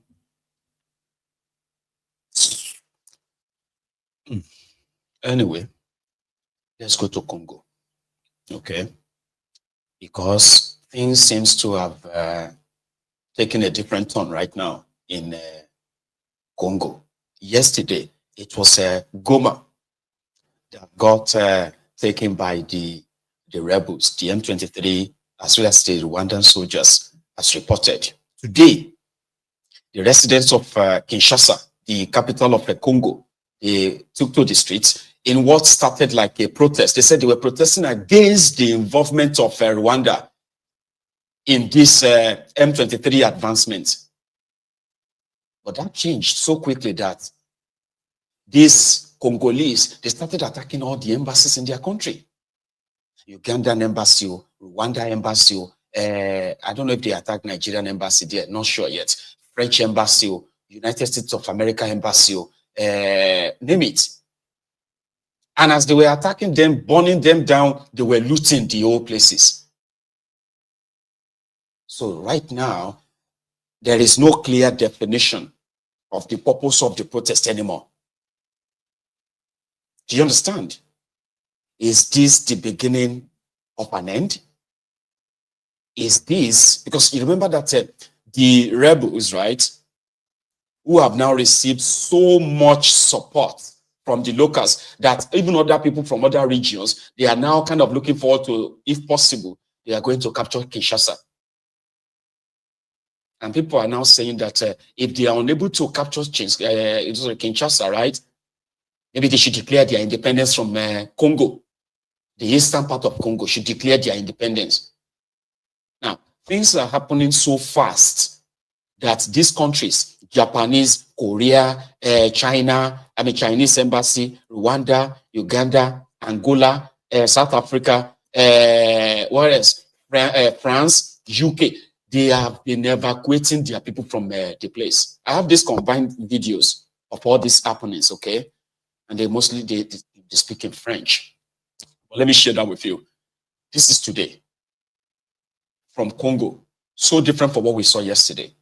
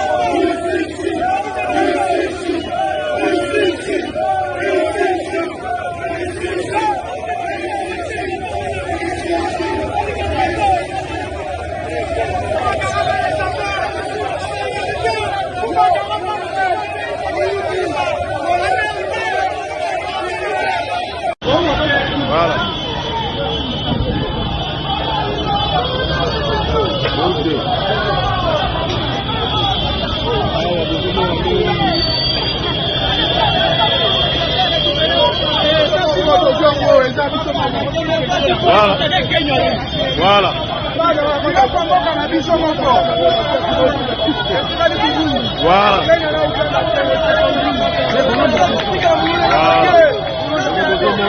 Détermination dans les lois à Waya pour Sakanate. Peuple a dit voilà, avec ça la belle biloko na ye. Voilà. Voilà. Voilà. Voilà. Voilà. Uzawa.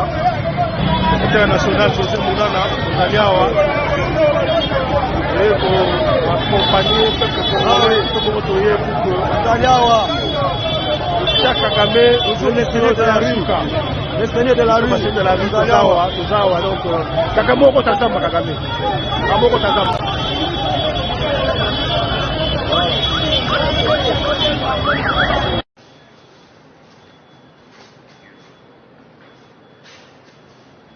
એટલે આપણો એન્ટ્રીનો દરવાજો છે ને એન્ટ્રીનો દરવાજો આ તોડી નાખ્યો ને આપણને. Dites à Macron que ça n'est fini pour lui. Qu'il retire ses mains du Congo. Qu'il retire ses mains du Congo. Qu'il retire ses mains du Congo. La France sasa moto inawaka. Ambassade ya France ile inawaka moto ambassade. Ambassade ile ambasade inawaka ya banduku yetu ya Goma Bukavu. Hatutanuacha banduku yetu, tuko na moyo, si Baswahili, tuko hapa, Bakinwa, Bangala, Baluba, Bakongo, Bamongo, biso nyoto zaka bala Kongo. Ambasade ya ngoyo, ambasade ya France yango wana totumbi toboy ba France na Kongo.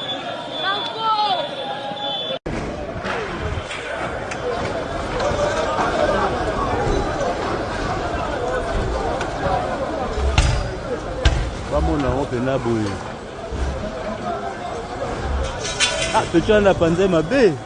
Panzani. Abeta isu lokolo chodi so na vitre wana. Onde msapibele katani dena.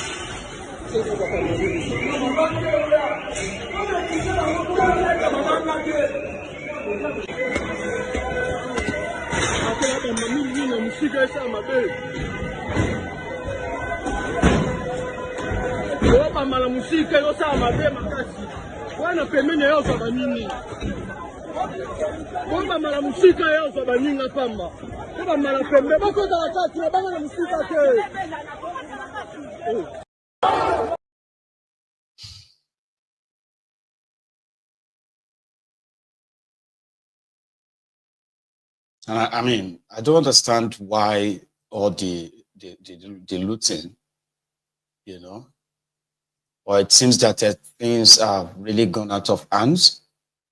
So the protests, the purpose of the protest is unclear now, because they went as far as looting a supermarket, looting all these embassies, vandalized everything, And yes, the Western countries who have their embassies there, they've evacuated their people and they've left the properties. You know, the saddest thing is that most of these properties are owned by Congolese.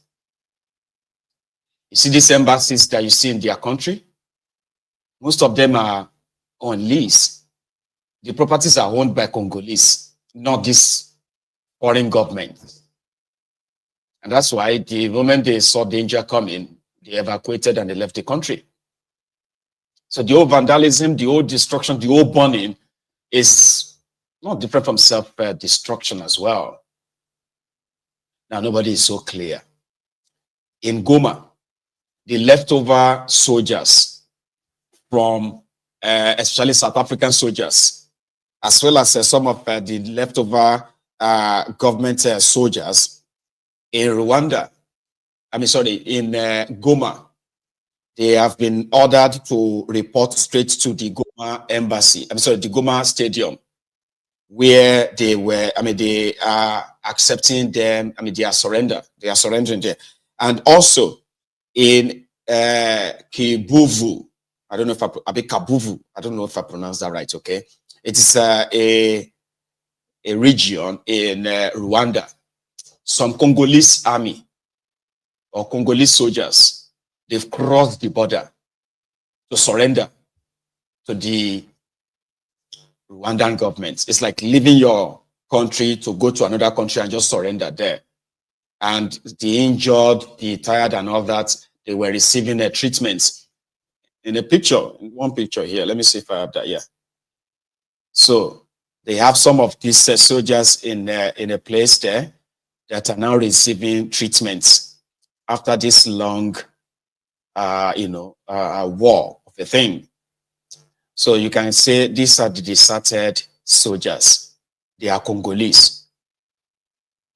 So things are happening so fast right now that tomorrow we may wake up to another shocking news. You know?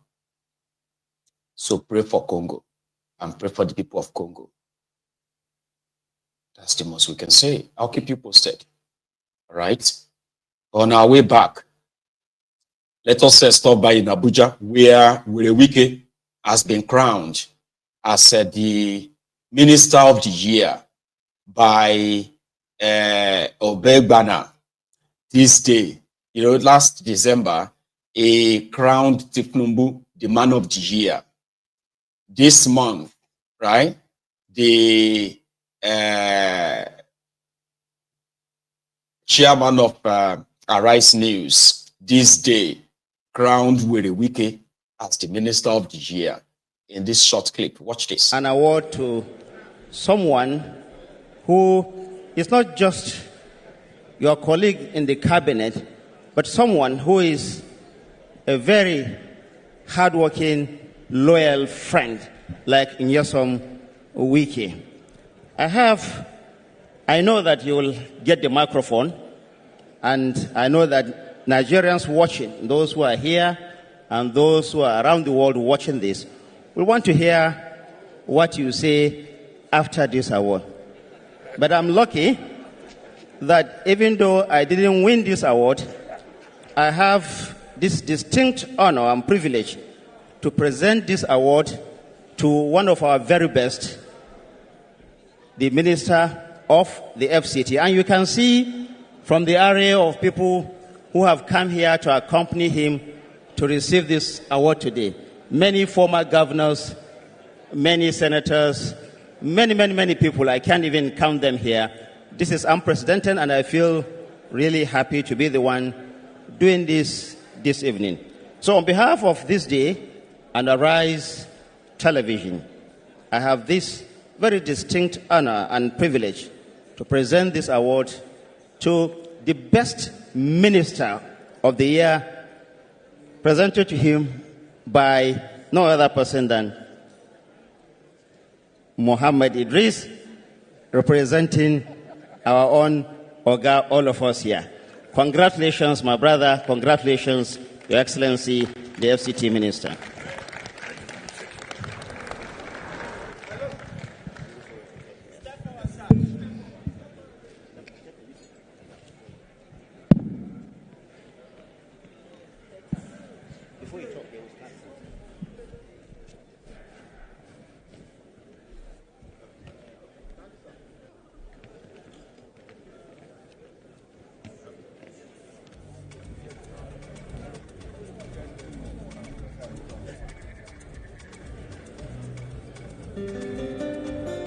Thank you. You may now say a few words. Thank you.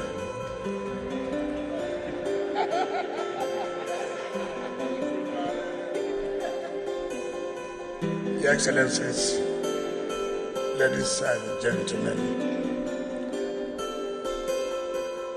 the chairman of this deadline has said that this is the most difficult. It's not. It is the most difficult for this day and arise news. For Nigerians, it's not.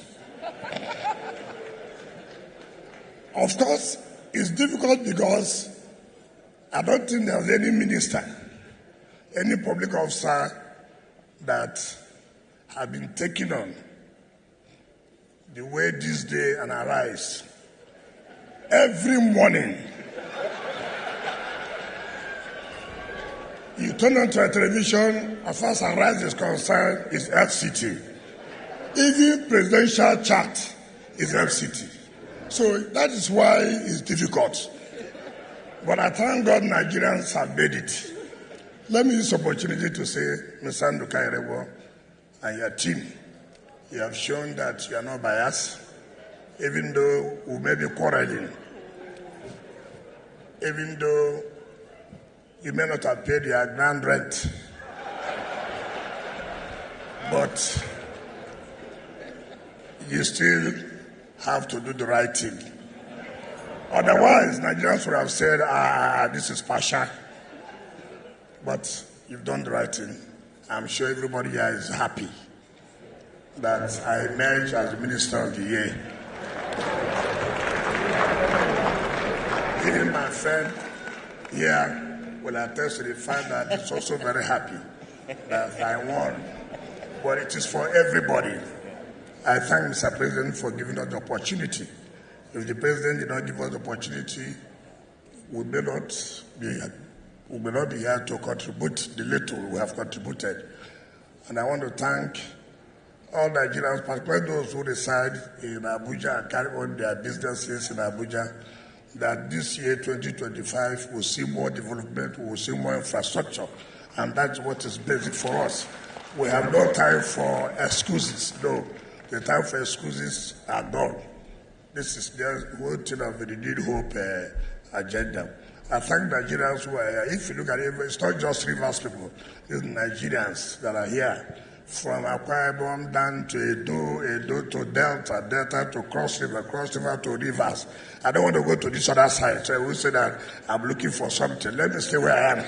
But I'm looking for something. So I thank you, and I can assure you that we'll continue to do better. Thank you, and God bless you. Minister of the... That's really wicked. So you can tell the Unduka Big Brother, the man that is wallowing and swimming in debt, the man who is indebted to the tune of over $400 million to the First Bank of, or to Otedola's First Bank, the man who has had his own vessel, crude oil vessel, currently seized by the First Bank of Nigeria, will always use this platform, right, to continue to push for political patronage, political favor. And the only way to do that is to continue to roll out his bogus and fake awards for his friends in politics. With a wicked, the madman just said here that even though you haven't paid your land rent in Abuja, remember that with a wicked said that more than 90% of people in Abuja, they are owing land rent, and you will lose your house, lose your property very soon, right?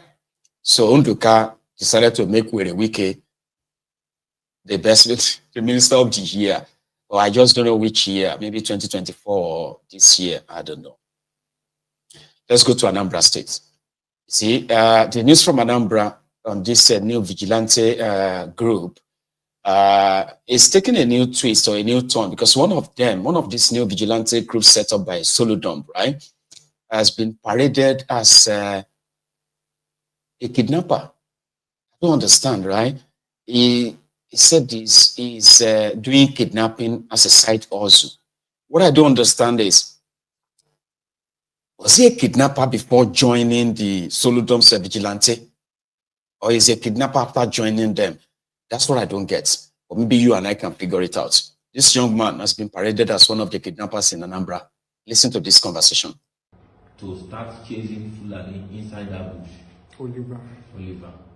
And you said Oliver did this with the consent of the PG and the Igwe of Koolu. Yeah, that's what he told us. That's what he told you before? Yeah. Have you seen the Igwe there before? I've never seen, but I have seen PG. The PG has come inside the bush to meet you people? No, when we are chasing Fulanis, like several times where we are chasing Fulani, the PG and the villagers normally join us to, to chase them. Okay. So at what point did you discover that you people are being asked to go and kidnap people?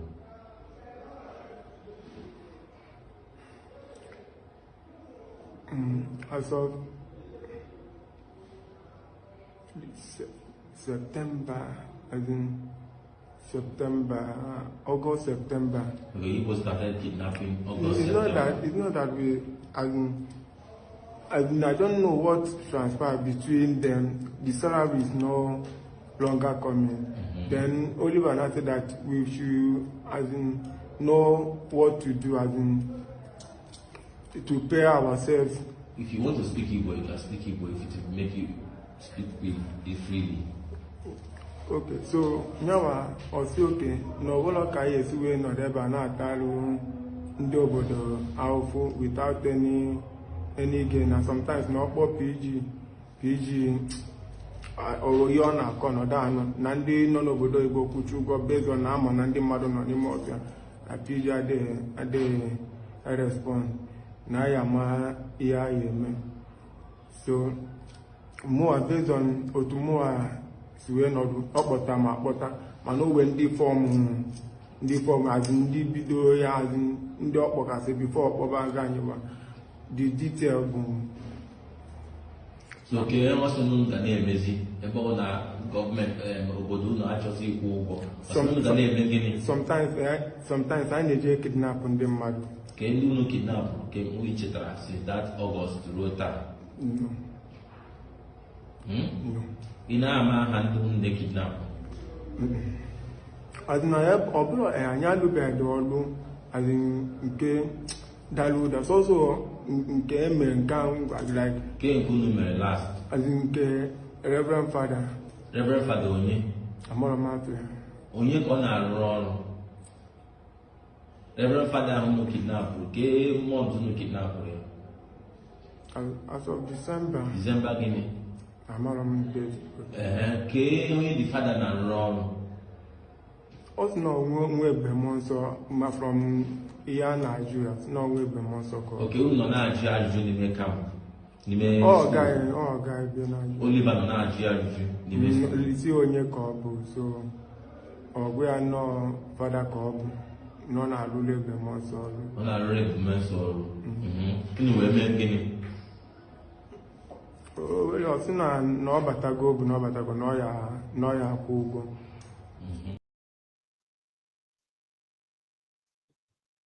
They were recruited by Igwe of that community to go after the Fulani terrorists. Then at some point, they decided to start the side hustle of kidnapping people. Fulanis in that community have been terrorizing the people, right? And that prompted the Igwe, the king in the community, to set up a vigilante group to chase them away. Upon chasing Fulani away, they turned out to become the kidnappers themselves, including kidnapping a bishop or something for ransom.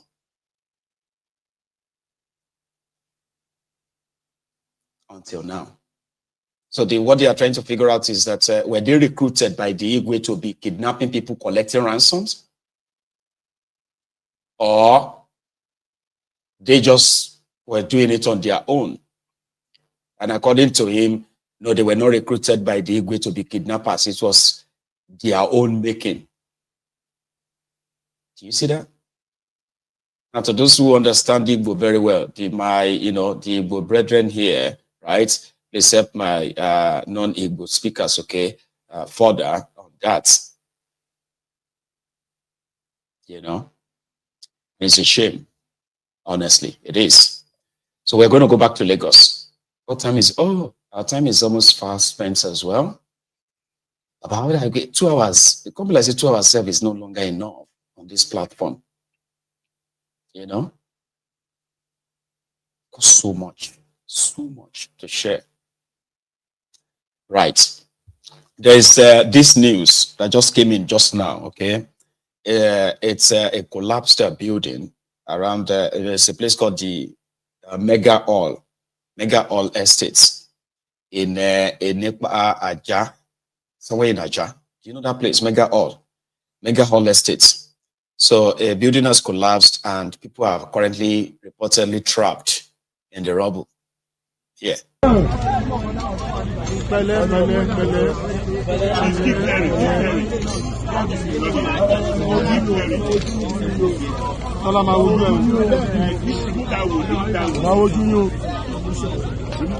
Just keep clearing. You can't okay, clear. Just keep clearing. Just stay here. You stay here. You just stay on that. You wait that night. No, this is where people are coming. How many people want to enter here? Just stay.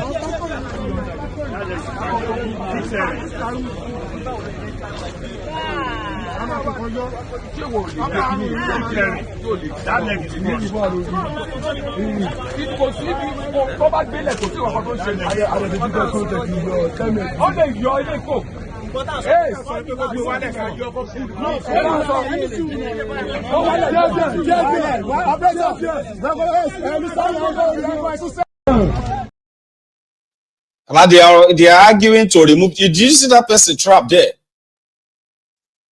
The rescuers are arguing on the kind of like technique to use in rescuing the person. And the person is there like, but they are busy arguing. God damn it, man.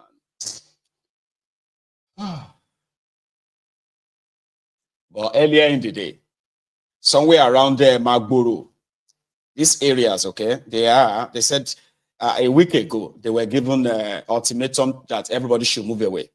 This is Wahab Wole now, all right?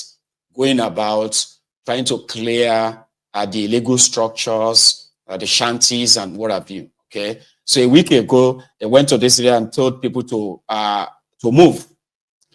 They said Gorodomu, Alagbafo markets, most of these areas around the Lagos Island, okay? So earlier today, they brought in their bulldozers.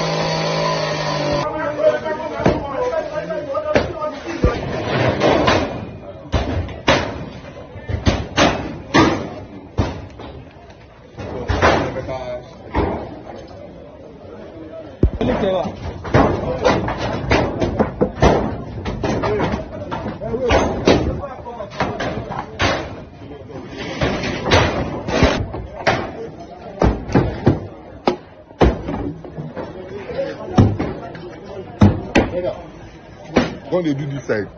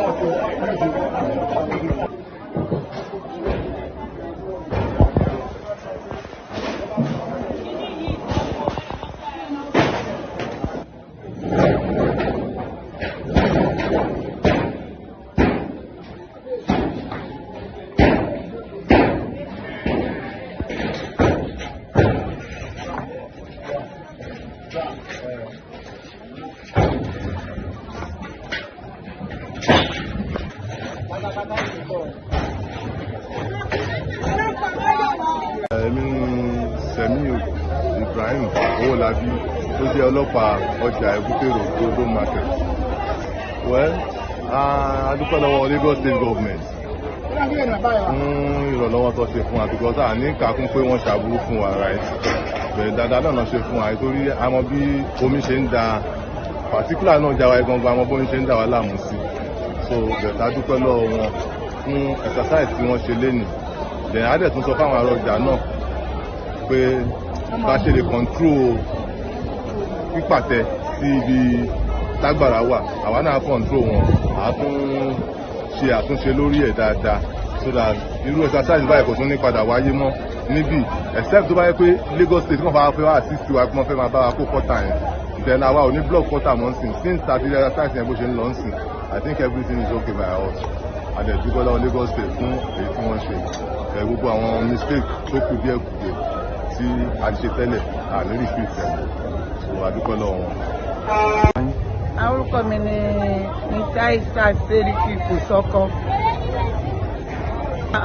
Mo jẹ́ ara kan nínú àwọn kọmitì ọjà Èbúté-Òrò ní abẹ́ ìyálájà ọlọ́wọ́ ṣíbí.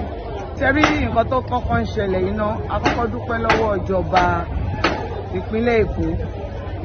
Ẹ̀gbọ́n wa bọ̀dá wa ọ̀nà gọ́vnà Sanwó-Olú àti ọ̀nkù wa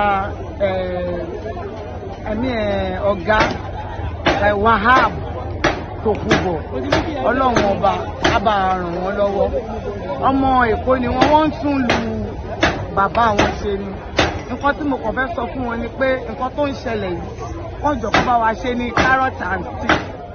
Kàn jọ kàn á mọ̀ pé a ṣe nǹkan tí ò dáa and ẹlọ́kọ̀ọ́kọ́ nǹkan tó ń ṣe nǹkan tó dáa ni o torí pé omi ń dà wá láàmú lálàkọ̀ọ́kọ́ nípínlẹ̀ Èkó and gbogbo ohun tó yẹ kó bá wa ṣe wípé bíi tí bó ṣe ń bá wa tún kọ́ta yìí àti títì tó jẹ́ kó ti jì fẹ́ ń pé omi yẹn ò ráyè lọ Ọlọ́run wọn bá ràn wọ́n lọ́wọ́ kó bá wa tún ṣe kán jọ kán ṣe wá jẹ́jẹ́ o kán ṣe wá jẹ́jẹ́ Èkó ò ní bàjẹ́ o tẹ̀síwájú Èkó là ń fẹ́ o Ọlọ́run bá gbé wọn ga o.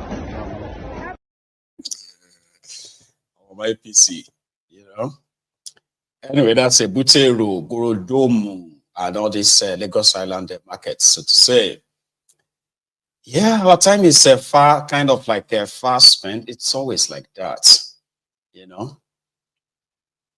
I found a video, and I have been trying to use the Google video,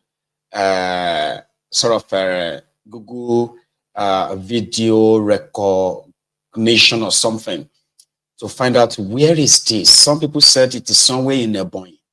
Others said no, it is not Nigeria. However, they said they are actually like a mining lead in this mine, you know, sort of a minefield, right? Not minefield. I don't know what to call it. But let me share the video with you. Somebody said it is somewhere in Ebonyi State. You know, we were talking about illegal miners and illegal mining across Nigeria, right? But the risk people have to put themselves through to really make what? But they are not mining gold, though. They say they are mining lead. If I show you the kind of risk men they take to make money, they go the risk men they take. Go guy.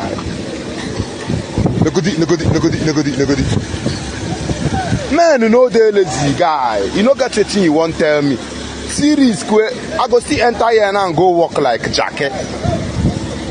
See risk where men they take to make money. Negodi. Okute sheba to go madina. Akobi yozo. Negodi. Na man.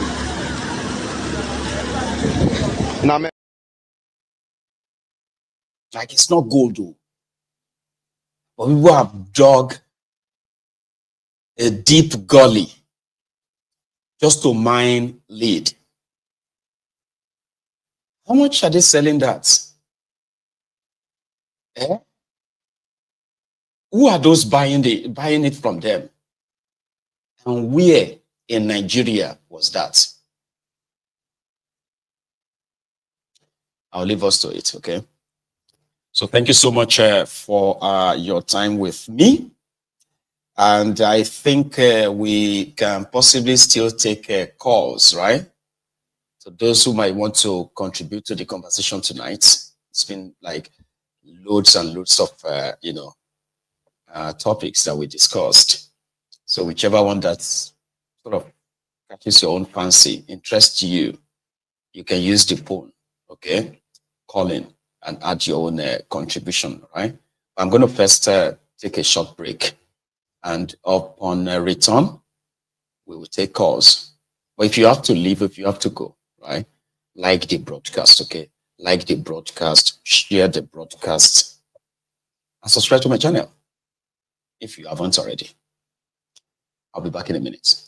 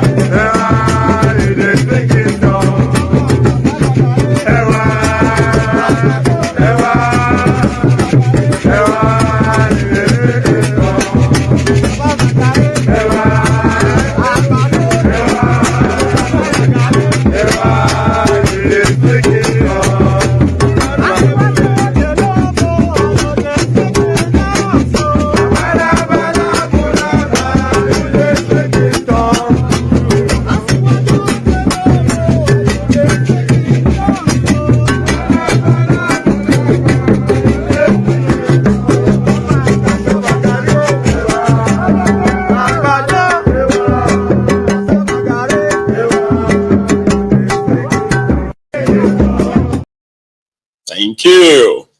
Welcome back. So I have my first caller on the line. I believe our first caller is a lady. Hello, ma'am. Hello, Maiyegun. This is Mosumola from Indiana, US. Oh dear. This is my first time of calling you my brother. Oh dear. How are you doing? I'm fine. I've been watching you for a very long time, for like years now. But is this the first time you are calling or getting through, right? Yeah, no, this is the first time I'll be calling you ever. Like, and I went through, so that's a good thing. That's incredible. So, my lady, Mosu from Indiana, how are you doing, ma'am? Well, I'm okay. Thank you so much for everything. And I just want to go straight to some points, and I hope people are hearing me right now. Loud and clear. Should I speak? Everybody can. Yes, ma'am. Please. Okay. So firstly, yes. Let's just start from what is going on in Nigeria right now. I know you're very intellectual when it comes to politics. I don't think anything can work in that country, my brother. Oh, yeah. You see, with what this man is trying to do, Tinubu, our president. Let's say Tinubu is not the perfect person for the country, but let us be honest. Obi cannot do it. I'm sorry if Igbos might be thinking. Don't be sorry. I mean, there are some realities that people need to actually admit. But yeah, so I'm a very so I'm a very straightforward person. Obi cannot do it. And nobody can do it either. You see what Baba is trying to do. Let's just say Tinubu is not perfect, like every other leaders. He's trying to do 6 is it geopolitical zones that he's trying to do. Look at how the Northerners came for him. Just look at that. And we call ourselves one Nigeria. And now let me remind everybody. Did you know the Fulani and the Hausas have been fighting for a very long time? Yes, ma'am. In the northern part of Nigeria? We Yoruba people, and I'm very sure Igbo people too, they don't know. South don't know, because we are living our own lives at the south. We might know here and there. Has anything happened in our country where we live? I live in the USA. If anything is happening in California and it's getting out of hand, the whole country knows about it. That's right. They call the attention of the why didn't they call the attention of everybody in Nigeria? Everybody look at what is going on between the Hausas and the Fulanis, or they are killing themselves. They were killing the Hausas because the Hausas want to go to school. That's right. That is the beginning of it. And we call ourselves all these atrocities we are reporting from the northern part of Nigeria, 90% of the victims are actually the Hausas and other tribes. God bless you, my brother. I mean, I have a documentary, right? I have a documentary that shared, and that was like a shared, I think it was 2 years ago, right? And the Hausas were demanding for guns. Guess who they want to use the guns for? They want to use it on the Fulanis. They said they have destroyed their schools, they have destroyed their farms, they have killed them in droves, and yet they want people to believe that it is Hausa Fulani, Hausa Fulani. No, there's nothing called Hausa Fulani. Nothing. My brother, thank God that you're a Yoruba man, and I'm not trying to be biased. Our Yoruba borrow Emma fall fun Sharia law.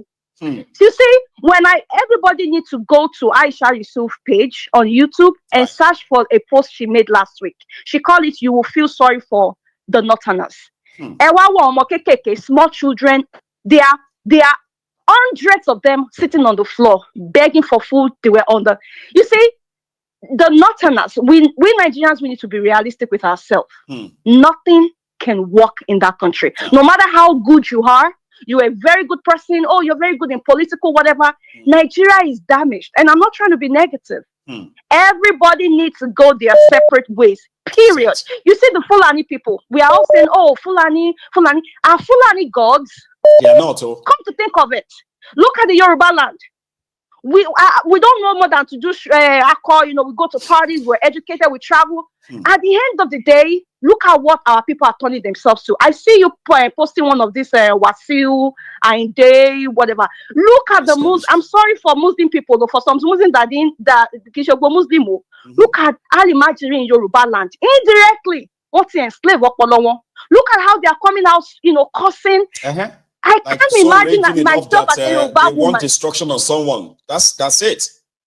I mean, if you know you have that power, why can't you use your power against the enemies that want to control your people? Why can't you come out and say, you know what, all the Fulanis in my land, I will pray to God. We're not going to use gun, no. I'm not saying so that the government will not come out. Now we are praying. I'm going to use my Quran to pray and take all you guys away. You cannot do that. No. That is wickedness. And you think you have the power to want to destroy a man because somebody make you feel something. Mr. Maiyegun, I don't want to talk too much. No, Nigeria cannot go anywhere. Let everybody need to understand that. You see, just to back you up a bit before you go, right? Okay. People need to understand what the picture you are painting here, all right? That, you see, there is no way that anybody who wants to say they want to fix Nigeria, the first thing is to balance the imbalance, which is the dependency of the northern Nigeria, which in actual fact, their people are not benefiting from it, but the sharing of the resources of Nigeria by the north, they contribute almost nothing, in which not that they can't contribute, but they have made them so much like dependent on the rest of Nigeria that if that sharing of money is altered today, Nigeria will break. And that is the reaction we are getting from them. And Tinubu needs to send that, and Tinubu needs to pass that. If Tinubu want to show that it's Tataban, I'm waiting in the parliament. He needs to pass that law, because you see the Northerners are the ones that are taking this country backward. They are taking the country backward, and no, enough is enough. I'm a Yoruba person, I'm a Yoruba woman, and I'm proud of it. Enough of this mess. We need to break, or everybody only like to restructure our country. They don't want that, because you know something, restructuring Nigeria, as they say, right, is going to expose the North. Okay? And this is because of their political leaders. who have built a system, for example, quota system. Quota system simply means, oh, our people are not intelligent enough. We can't compete with you. So we need an advantage. Oh, federal character. You know what? Our people can't compete with you. But we want to make sure that when we share public office, right, we must take this social share. Now, they categorically set their people up to say, we are inferior to you. We can't compete. So the rest of you have to live like that. And that's unacceptable. You see this. You see the mental slavery. And please, before I leave, because I want to leave, so I know a lot of people want to come. Now, before I leave, I want to share this with my Nigerian people, just like you're saying. The Northerners, that's why these Fulanis, they know what they're doing, and we should not fall for their trap. I don't know if it's for Maiyegun, because I know you're very more into this more than I do. Or that one come mosque, maybe they created the mosque in the east side, or I mean the Igbos. Igbos do not fall for this. And Yoruba Muslims that you're shouting up and down, go and get a job. And please do not turn our race to Almajiris, because that is not who we are. No. And the full, look at what is going on with the Hausas are all stuck right now. They're trying to get their life together out of these people. And lastly, God actually exposed the northern people when this man said he's going to take everything into 6 geopolitical zones. Then he said something about the aviation. He said he want to take aviation to spread other regions. Did you see how they reacted? My brother, did you see how they reacted? That means that they don't want the movement, they don't want the country to move forward. We need to get these people out of our life, period. Thank you, my brother. Stay safe, God bless you, my dear Musu. And you are very good, okay? All right. So there's a lot to unpack here in conversations like this, okay? Even though as we all have our sentiments, all right?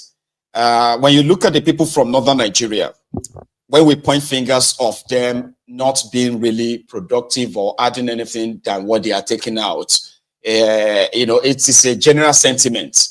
It is not because the northern Nigeria doesn't have what it takes to be on their own, but you see their political class who have become so accustomed to this Brent crude, the money from the crude oil of southern Nigeria, and now the VAT money and any money at all, sharing it among themselves, living above their means, and became so lazy enough that they fear the dry up of this fund drying up so fast that they decided to turn their people against any idea that could really, for example, that could really improve them by them stopping being dependent. Because the money they are getting from Nigeria is not even reaching their people. So an average northerner will be made to believe that restructuring Nigeria is against them.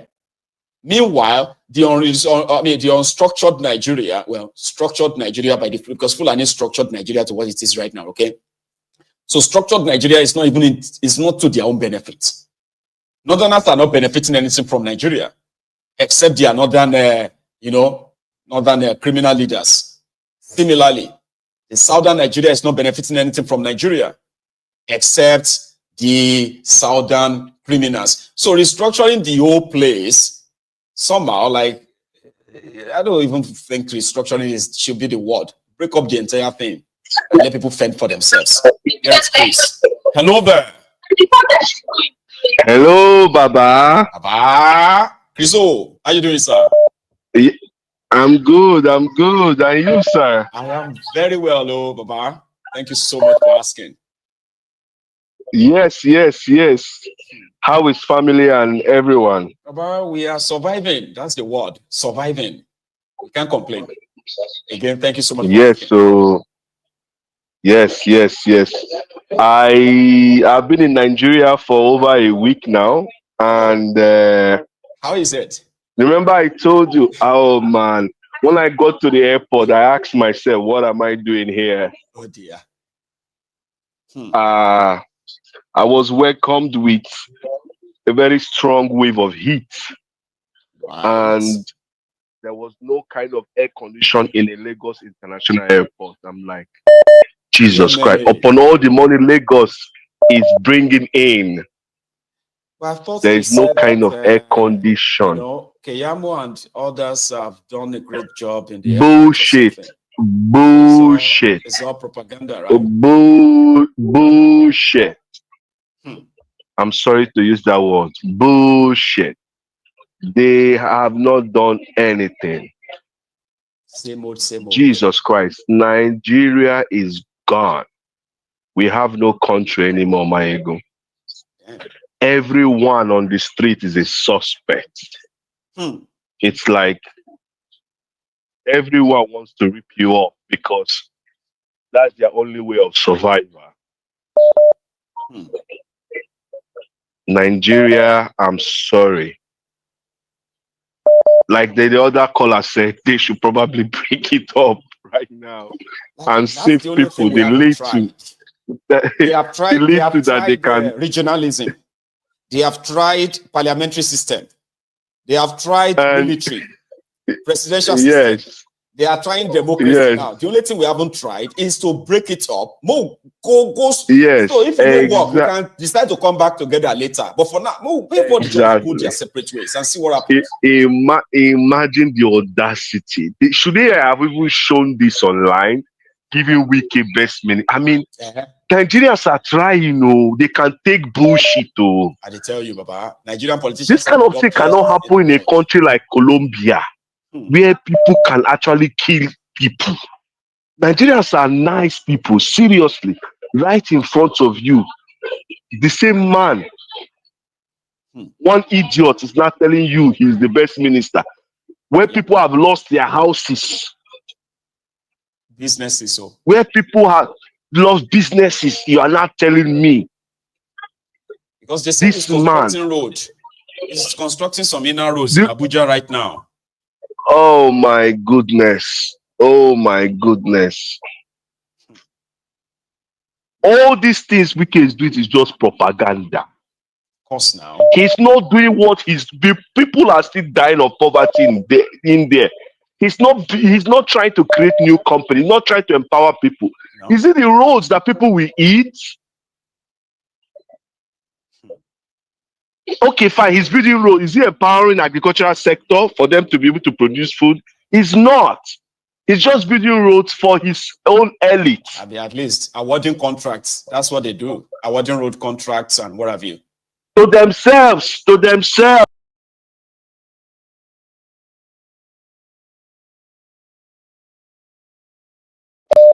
He makes his own colleagues richer. Give me a sec, Chriso, right? I think we're having an issue with the audio. I'll be back in a minute, okay? Just hang in there for me, okay? Okay. I'll be back.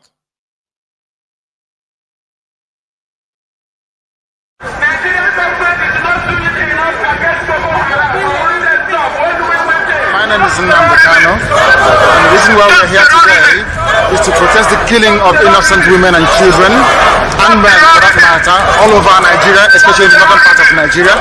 We are not happy. We are not pleased with what is happening, and that is why we're here today. As you can see, there are a lot of Nigerians who are protesting about the killing of families. People who are determined to tear the country apart violently, and it is not something that we support. It is not something that we would like to see continue, and we are here today to send a clear message to the Nigerian government through the High Commissioner that what is happening in the country is unacceptable, and we cannot accept it. If that continues, it will lead to the violent disintegration of the country. There will be no more Nigeria for anyone to go to. There will be no Nigeria for anyone to refer to. In fact, what is happening in Somalia today will be like a tea party. So we cannot allow this nonsense to continue. Something has to be done, and the consequences of the actions of terrorism in Nigeria must be driven home to the people, so that even the terrorists themselves will be able to understand that there is no mileage in where they're going. The only thing they can accomplish is the breakup of Nigeria. If they think that they can cower people, if they think they can force people to be coerced into a religion which is not theirs, then they are clearly mistaken. We are asking for peace. We are asking for people to get together. We are asking for everybody who loves Nigeria, who is associated with that country, to please prevail upon terrorism in Nigeria so we can bring it to an end. That is why a multitude of Nigerians are gathered here today. Those of us in the UK are determined to work with the government for peace. We are determined to work with the Council Committee for peace. But one thing we cannot stomach is a repeat of 1966. What is happening today in Nigeria was the reason why Nigeria fought a bitter civil war for 3 years between 67 and 1970. If this continues, there will be another civil war in Nigeria. And this time around, no place will be safe in Nigeria. This time around, nobody will be safe in Nigeria. So it is imperative. How many times would they tell you before you know that Nigeria is not for you? So, you there? Yes, hello, I'm here. Thank you so much. I have to quickly sort that out, or else, people will begin to say audio. And I think our audio is back now. Yes. Please, close it up. Okay, great.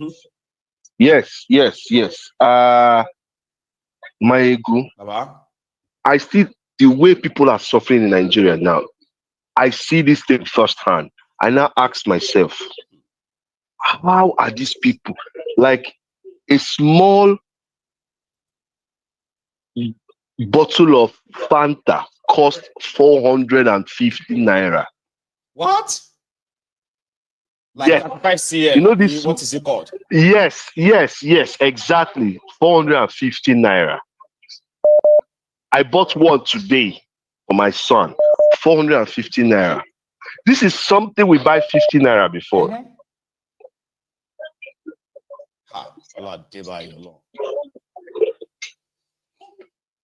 Now, how can the poor be able to? Yes, this is what I see. That's why I'm saying to you now, everyone is a suspect on the street. People are hunting. They look for the nearest person to look. I bought 4 TVs before I came back, LG TVs. Right. Guess what? They gave me fake TVs. How is that? They ripped me up because they just is an adulterated LG. And I wanted to buy the real LG. They gave me fake one just to make money. That's what I mean. People do things now. Now it's very obvious. Like, it's hard to meet honest people right now in Nigeria because people are looking for a way to survive. People are looking for a way to survive right now. That, don't trust somebody sent me a message before the program this evening, and they said a friend of theirs who works in Unilag, they've not been paid for some months now, and their minimum wage is still 35,000 naira. That's how much they have been paid. How can anybody be paying you 35,000 naira in that contraption today, and you have not even been paid? Yes, and now imagine what that kind of person will now do to survive. That's what I'm trying to say to you now. Imagine that. Maiyegun Baba, 2027 is a do or die for all Nigerians. So it's either they die or they do it. It's a do or die for them. Oh. At least let them make an effort. I rest my case, Baba. God bless you. Christo, stay safe, Baba, all right? And then... yes, I will. Okay. God bless you. Here is another caller, and I think... yes, I will. Okay. Lady. Good evening, Maiyegun. How are you? I'm very well. Oh. How are you? I'm fine, thank you. I just enjoyed your show today. I wasn't going to... A very interesting one. I wasn't going to call for your first caller. Lady Mosu. Is that her name? She has so much to say that, she just was like rolling out enough that I'm like, you know what? Calm down. Yeah, I mean, do you know what? Right? I think she has some... I think her heart is in a good place, right? I think her heart is in a good place. But you see, what riles me is when somebody tries to tell me that there's any good in Tinubu. I just can't, I can't compute. I'm like, Tinubu, Baba Tinubu, wait. No. Yeah, it's that man sentiment, you see, Charm. You see that sentiment where a lot of us knows that this fake contraption, right, is a false country, right, where many have been saying the northern Nigeria, they love to control power, okay? the moment they are out of power, right, they get exposed. That every effort anybody makes to try to want to do anything different to their status quo, they will fight back. And to some people, right, if Tinubu's action will rile them, okay, even if you don't like him, you want him to do it and see, let them do their worst, kind of, you know, that sentiment. Yeah, I mean, I understand that sentiment and I actually appreciate it, but let us not make him a saint because we kind of like we are trying to get at something, right? We all want to be kind of like uncoupled from this contraption, right? Because I understand what you're saying. It seems like you have the Fulanis who seem to be able to get away with any and everything, murder included, right? And then it also seems like we are their subjects, right? But they pretend that we are one Nigeria when we know actually we're not one Nigeria, right? There's not even a country called Nigeria to start off with. When you think about it realistically, it's not a real place because none of our forebears agreed to this contraption. Nobody said, okay, this is how we are going to be one and call ourselves this. This was something that was put together and then given to said Fulanis by the Western, you know, the Western allies, basically, right? So I think for me, I just took, you know, like, you know, let's not say this man is part of the problem that we have.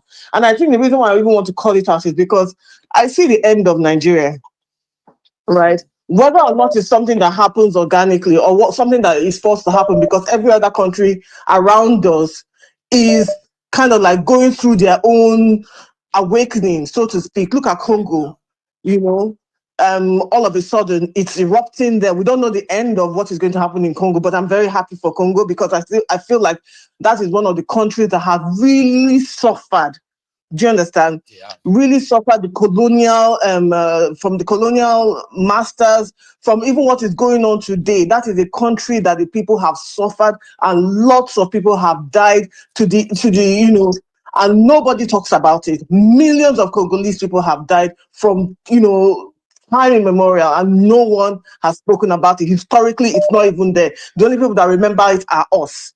Are we Africans that know exactly what they've been through? So it's either the time of, King Leopold, so the time yes, from the time they had to kill Patrice Lumumba and on and on. And Patrice Lumumba, you know, and everything. So, and when we're talking about people, the Congolese, we're talking about people in their millions that were killed, millions of. That's right. Millions of Congolese people that were killed, even till today, children being killed and raped and murdered. All of that is still going on in Congo, right? And they're one of the richest. The countries with the richest minerals in the whole world. There are even minerals that nobody even knows any idea what to do with, and they're there. Do you understand? Where the world hasn't even advanced to the point of knowing what to do with those minerals, you have it in Congo. That's right. Do you understand? So I'm happy that those kind of awakenings, and I feel like if Nigeria doesn't get its act together, or if this entity, this geographical expression does not get its act together, eventually we will be swept with that whole, you know, awakening that is going on with the Sahel countries, with Congo and all of that. And then when people are talking about, I hate this, you know, let's wait for 2027. If you wait for 2027, right, you will still have, what is his name, going to be your president, whether you like it or not. Just like Denefaro to me has been saying, that we need to start pushing for reforms, electoral reforms, the removal of, what's the name of this, the person who is currently the INEC chairman? Yes, the Mahmoud guy. So this is what we should be talking about. This is not, you know, coming from Maiyegun's platform to ask Maiyegun, what are we supposed to do? All of us are suffering it. All of us. Whether we want to agree or not, whether we want to appreciate that we are all suffering it together, diaspora and those, all of us who are in Nigeria as well, do you understand? We're all going through it. So if we're waiting for 2027, the time is now to actually start making that push for, you know, getting rid of this one and getting rid of Tinubu as far as I'm concerned. Because even all of this, he's going to, you know, he's going to do this regional, whatever government. Nobody said that. Sometimes something might just even be smoke screen. Let's get them talking. Let's divert their attention from the things that we really want to do. You know, let's just, you know, give them this crumbs. Let's talking about it and hoping, you know, that somehow something is going to happen. We still forget that Tinubu is a CIA asset. That hasn't remained. That hasn't changed. He hasn't stopped being an asset. He is still a CIA asset. So whatever the CIA wants him to do, that is what he's going to do. Now, if it is in the best interest of said CIA for us to remain the way we are, forget about regional government. It's not going to happen, because again, when you have those regional autonomies, you don't know what is going to give birth to. Well, even if you don't have any form of government, right? People needs to be involved. Any form of changes that is to take place, and the people are not the decider. If somebody is making a plan, like Tinubu and his gang are doing, everybody must understand that it is not in their interest. Any decision that it is not that you are not involved, like a sovereign national conference, for example, where people have to actually agree that they still want to remain together under this arrangement. You know what? Some people will write and push. Exactly. Like it's going to go against the people we don't like. Then you know what? I don't like Tinubu, right? But me, I like what he's trying to do. You are being played. That's the point. You are being played. That's another thing I want to say. And finally, because I know other people want to call. You see, when I was listening to you, and I was they had the Sowore, people singing slowly, and all of that business. I was just saying to myself, what kind of democracy, what kind of governance has turned powerful people into singers and dancers, for goodness sake? What kind of, who told us that this stupid democracy that they stole to us is actually for us? A democracy that ties your hand at the back, that you as a whole man, you can't do nothing but to march and sing solidarity forever, for goodness sake. When you came into this world, you have the inalienable right. How come that, America that practices democracy, that's where you are, right? I have seen you guys, are involved in like thousands of different protests. How come they know they sing soli in America, by the way? Have you ever heard it in any of the gatherings in the US? I've never heard it in any of the gatherings in the US. Let me tell you, I'm at that point, right? And I say thanks to your platform. I'm at that point where I'm giving democracy as a whole the side eye, because I just don't even think that it gives people the power that they have been born with to pursue the happiness, to look for things and do things, to move in a way that, you're not really dependent on the government to tell you to move, because you have the right to do so. Look at us, we're all holding our hands, saying slowly, there is going to change anything. You're not going to change anything, for God's sake. People like Yes Weekend have to understand that you can't just get up there and treat the rest of us like sheep because you're some glorified shepherd. No, you're not a glorified shepherd. And we're supposed to tell you, enough is enough. Get out of there. We don't need you anymore. Now, until we have that kind of so-called democracy or governance style where the people in power understand that we are not your subjects. No. Okay? We are not beholden to you. No. You will leave when you displease us. When we get to that, that's the kind of democracy that we need to be getting to. That's the kind of governance style we need to get to. And bottom line is, we're not going to get that with any of the things that we're doing here. I love Obi, and you know that. I love Obi. But I've told you here on this platform that Obi needs to start talking about, breaking up the country, or people coming together to agree whether or not to continue. Maybe that's a tough call for him, but I want him to actually genuinely, right, considering the fact that he's a one Nigerianist, right? Let's give that to him. He's a one Nigerianist. But I want to see some level of advocacy on his part, right? That includes, right, calling out the entire system that is rigged before any election. Absolutely. You get that now? Absolutely. Demand for a new constitution. Make it obvious. Demand for electoral reform and the dissolution of this electoral body. That's not absolutely. Don't let people demand for it. Let people understand. Without these things, say it loud and clear. Let people know that this is where you are going, and that if you enter power, this is what you're going to do. We're not going to carry on with this stupid constitution, and we're not going to carry on in a country where the North is owning them. Let the establishment know this is your position. Exactly. Let the establishment know that this is what you're going to do. That's one of my grasp with him. Let the Northerners that own oil wells in the south, southeast, south, understand that when I become president, you're not going to have that anymore. So if you don't like let the people control their resources. I will push for that. Let the people control their resources. Let every region control their resources. You know, when you start talking like that, that is what I'm looking for. They won't. Okay? They won't do that. That would be like too much. It would be like me and you. And they said that won't win him an election. So you know what? But we're not supposed to. We're not supposed to.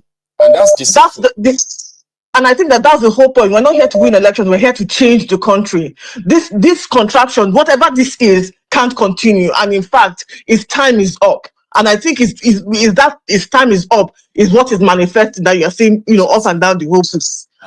Let me let other people come. I appreciate this. Okay, you stay safe there over there, ma'am. So indeed, we are not politicians, and of course, the way Mia will talk, Peter Obi won't talk like that. The way Sowore will talk, Obi won't talk like that, because somehow, right? You still have to be a little bit cunning. If you are very blunt, the way we are talking, automatically they will consider that you are not electable. Being honest, being straightforward is something that is a big virtue, so to say, that a Nigerian typical politician or anybody that professes one Nigeria always distance themselves from. You still have to be deceitful to some extent. And I'm not for that. Okay. Here. Hello. Hello. Baba. I actually didn't even expect my call to be picked up. Oh, but okay. I just wanted to make a quick comment on the last caller. No offense though. Right. The more I watch this program, the more I realize that, see, the older generation, they will never change. Even when you look at that Obasa video, look at all the people that were surrounding him. Are they not old people? Yeah. The older generation, you're calling, you give a nice speech, and then you ended with, this is what you to hear Obi speech saying, or you want to, like, how old are you? Like, grow up, be realistic. These people don't care about you. Maybe you think you're from the same tribe, and it will be like, because you are like that, you are expecting Obi to also be. He's a human being. Doesn't matter what tribe the person comes from, doesn't matter what religion the person comes from. If they are going to mess you over, they will mess you over. All things that you are expecting him to say, it doesn't favor him, and it's all about personal interest. Politics is a game of personal interest. So how does your speech that you're expecting from Obi, how do you expect it to favor him? He never benefited from a good system. All he benefited was from a corrupt system. But at this age in time, in 2025, you are still mentioning this guy's name and you're expecting him to save you. This guy's not going to do all that. Even if he promises all that, look at, he's smiling at the people that slaughtered your people. He smiles with them. He takes pictures with them. You are still pushing this guy's name. Nigeria is not to change with this current generation. I'm telling you. So all this current generation is gone because they are, in my opinion, they are majority of the problem in this country. They are the ones that vote. They are the ones that still push bad people. Do you want a non-corrupt country, or do you want a partially corrupt country? Which one do you want? You have to make up your mind. If you still want partially corrupt, you are still talking about Obi, then you are not saving anybody anything. All it's going to become is less corrupt and eventually more corrupt after, because they will never stop. If you are not going to lock these people up, stop wasting our time. If you are not going to clean the whole space up, stop wasting everybody's time. And it's only Gen Z that knows the difference between good people and bad people. They don't want anything in between. This older generation, they still want somebody that is no any in between. This older generation, they still want, 50% corrupt, 50% good. You are wasting your time. You are just wasting your time. Is that what you enjoy outside your country? Is it 50-50? You know that. But low-key, deep down, you still want to favor yourself. You still want to favor the person you like. You still want to... The person you like may not be... It's not always going to be the person that will help you at the end of the day. It's not the person that is going to free you at the end of the day. So, at the end of the day, You can't change. What's this thing? You can't teach your old dog new tricks, and that's just the sad. That's just the sad part. It's going to happen for as long as there's no military. Okay, well, I mean, let me put this based on what you've said now, Solo Baba. See, we seems to, you and the last caller seems to be on the same pedestal, right? Put it this way. The last caller was talking about what is expected, something that can actually make people like them feel like, okay, maybe there's a chance. If you are talking, if you are saying things like this, right? Like this and that. Yes. You too, you are on that same pedestal of, oh, there's something you expected him to say or stop wasting our time. For example, right? Yes. Hang on. The last caller was like, yeah, hang on one sec, right? The last caller was like, speak on this constitution, speak on this electoral reform, speak on the dissolution of this and that. You get, you want him to speak on what he's going to do. There's no 50-50. We are going to deal with criminals. We are going to deal with thieves, and we're going to stop it. Rather than just be like, you know what, 50-50. So you're almost on the same pedestal. There's still an expectation here. Yes. But your conclusion is that the older generation are so neck deep in the rot. They are product of the rot. And nobody should expect them to do anything, right?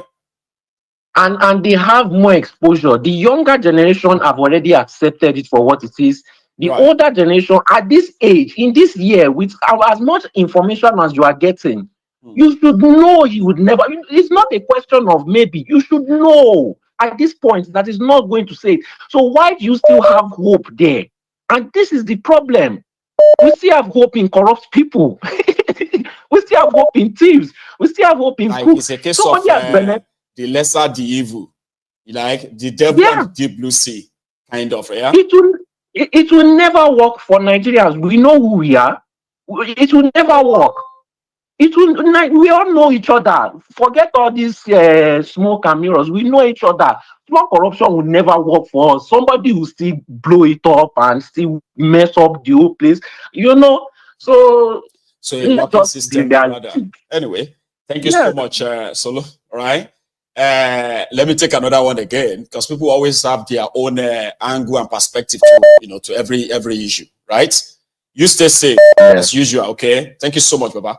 Okay. So here is another caller, and here is Prince Adebayo from Sweden. You are my king midway today. How you doing, my Prince? King. My king, I'm very, very good. I'm very, very good. Fantastic. Very, very good. It seems to be like a very, very heated room tonight.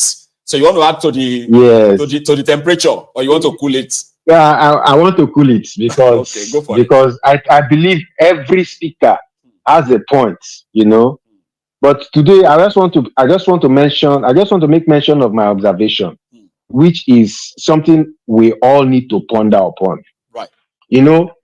When you played the Peter Obi video, one thing I got from the video was that statement he made that the people that are coming to form coalition, are they coming to grab power, or they are coming to come and change the paradigm? Because Daru. You get, and moreover, even in my presentation, I said what I suspected then, from what prompted him to have said that, was because he has started with them. He's met with them. They've chatted. And maybe what he kind of deduced from what most of them are saying is that they are more interested in grabbing power than addressing the issue of the country, per se. Yes. The imbalance. Yes. That's why he said, I don't want to be a part of any coalition that is about grabbing power. Exactly. Baba, there's something you mentioned. I don't miss your program. Yesterday's program, you said it yourself. The person that arrested Sowore and the reasons that are given, it doesn't align. No. You cannot arrest somebody in Lagos and they take him to Abuja, and then the Abuja is saying, what's the court saying? The jurisdiction. Which jurisdiction? So everything is upside down, lopsided, and you always say it sometimes. You say one ministry that doesn't have anything to do with certain things, we go and make purchases and they will say, "Is this ministry?" You'll be shocked. You'll be like, And now, what is the business of this? you see Ministry of Education renovating palaces in exactly, or Ministry of Agriculture constructing constructing solar street lights, solar panel. Exactly. And you'll be like, to make what's sense, the correlation? What's the correlation? You know, so everything is, apart from the fact that we needed to, in a normal situation, if things were normal, we needed to change the Western education that was given to Africa, to Nigeria. We now compounded it and over compounded it that we don't even know. Every year they read budget, we don't know, they're just reading it to pay themselves so that they can just siphon the money without doing anything. So we don't, everything is upside down. The jollof rice is just it's just like jollof rice. You cannot clean it again to be white rice. You just throw it away and start a new one. That's where we are. That's where we are, you know. But so that was what I picked from that thing that Obi said. And then coming to that alone should remind everybody that those who are claiming to want to rescue Nigeria do not really have Nigeria at heart, and that should be concerning. So there is no, you know, it is not yet Uhuru. It's not yet Uhuru. And you know, Nigeria is, this corruption is too much, and the Nigerians are tribalistic people. So that is even compounding the problem. Who wants to come and die for another person? None. If you start to come now, they will say, when Igbo was coming up with all this energy, when he was still an honest person, you know, the other one, what's his name? Gani Adams was telling you, be careful, this and that and this. They were not aligned. Now that one is quiet. This one now came up, and I know the other one we antagonized. And they are not aligned. So when we are not aligned, who want to stand up for who? Because the place is not a real place, Seth. It's not a real place. Prince, thank you so much. much. How do we want to sit down now? Yeah. Baba, thank you. God bless you. Thank you so much for adding yours to this, okay? It's a really heated room tonight. Here is Emoji. Hello, sir. Hello, sir. Hello, Maya. Good evening from here. Good evening to you. How are you? Fine. I'm fine, thank you. And you? Well, very well. Thanks for asking. Maiyegun, it's very, very unfortunate that the lady they called the first time that they made educated people to be people that are singing now, you know, turn them to musicians or tongue criers, if I may say. And coming to Cham also and what she said. Yeah, what she said is what everybody wanted, you know, and I like how you balance it. There are some things Sowore will say, Obi will not say. There's things Obi will not say, Sowore will not say. But from this interview they did Obi today, from what he said, we can see a little bit fighter in him. The reality has dawned on him now. For him to say that, there's another thing behind it, you know.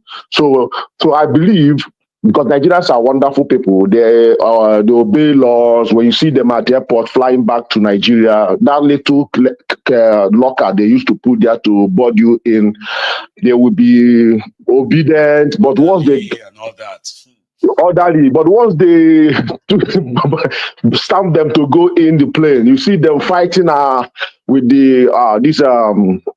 where to put their loads on top. You know, people will be fighting inside the plane, you know.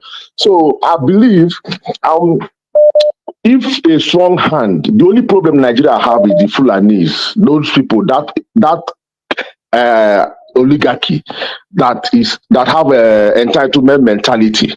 So that's the only problem. And Obasanjo tried to do it. Obasanjo did it. Like the lady said, he liked what Tinubu is doing. That was exactly what the other man said yesterday. You can't tell me, you cannot tell me that Tinubu is the right person or whatever he's doing is doing it good. This thing what Tinubu is doing now, Obasanjo did it halfway before Jonathan came in. You know, he tried to remove the feeding bottle from their mouth, and that time they were shouting. They hate Obasanjo that time. But when Obasanjo told Jonathan to step aside, let him finish that job, Jonathan Jonathan now deceived, went to the north, started building their Almajiri school for them. And at the end of the day, they disappointed him.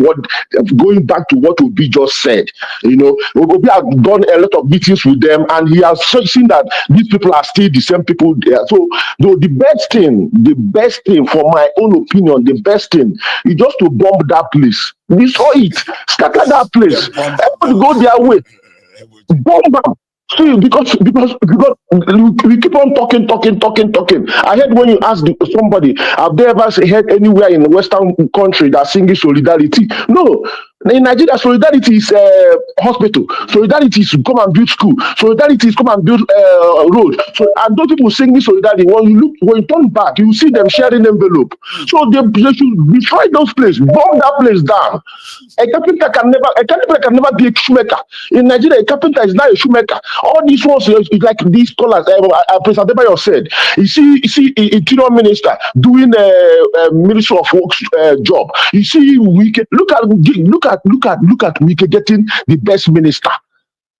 So, but that award, I believe, is deceived. They want him to calm down, but I believe they are sending Wike away very soon. No. I believe Tinubu want to discharge him. He wants him to calm down. If you watch him, Tinubu is a cunning man. You see what he told Abati? Oh, I down my cap for him. Now they gave him an award as a best minister. So he wants him to calm down. And he's now working with Ifubara because he needs that River State in 2027. If there will be 2027. Thank you so much, Maiyegun. Bomb that place down. You have a very good job, Baba. So our time is gradually rounding up, and indeed, because I used overused my time earlier, that's why we have this extra 12 minutes to go. So if you are still interested in contributing to this conversation, your time is now. Indeed. Let me take this, and we must make it snappy too, because we can still allow one or two other people to contribute. Hello there. Maiyegun Baba. Baba. My brother. Good evening, sir. How are you? How's your family? Oh, we thank God. Oh, thanks so much for asking. Yeah. Now, two things I want to say light on. I sent you a video now with my other number. Okay. That video is about I don't know if that video is somehow AI manipulated. And I saw it online, and I picked it up and I sent it to you. It's something about Congo, their gold, Okay. Yeah, you see that. But that's not what I want to talk about. What is in it? Go on. No. I mean, I sent you a video, you just see it and think it's real. It's how what is happening in Congo. You see the gold on the floor, and people are picking, people are saying, the guy is saying, my friend, he said, this country is blessed, so. Because you see stones, they are gold. Just you see the video. I think it's the other number. Now. I'm looking at it. Yes. It's like yes. I don't know if it's golden stones on the ground. Okay. Yes. But I had a friend from that area where there is war now, and he told me this many years ago, over 20 years ago, that things like this exist. Before I saw this video, he told me sometimes if it's raining, you can easily see stones that are gold. I don't know if it's real. Yeah, so, but what I want to talk about is, see, when it comes to these mineral resources like gold, uranium, diamond, and what have you, remember they did there is a movie called The Blood Diamond, I think. Yes. I don't watch movie. It was actually made because of the resources of Congo. They are that rich, man. They are. Yes. The poverty in that. So,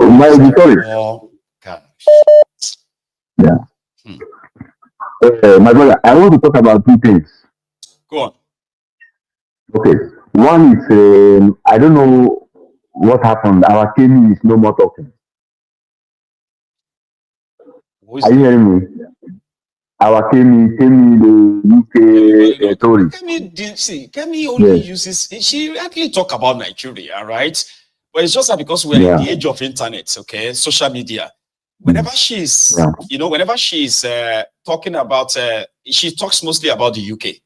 And when she's saying that, she only uses Nigeria as a bad example of how a country should never be run. And every time she makes that statement, she uses her own personal experience. It's not as if like Kemi will just wake up and start talking about it. She doesn't really care about Nigeria. No. I want to say like remember that when she became the leader of the conservative in the UK, it was this Ronukus in Nigeria, and some Nigerians that started celebrating it. I was like, why are you celebrating that? Kemi became a leader of the conservative. She doesn't give a damn about Nigeria. She doesn't identify as Nigerian. Only for them to start receiving the matches that, you know, if you need a bad example of a country, Nigeria. She doesn't give a damn about Nigeria.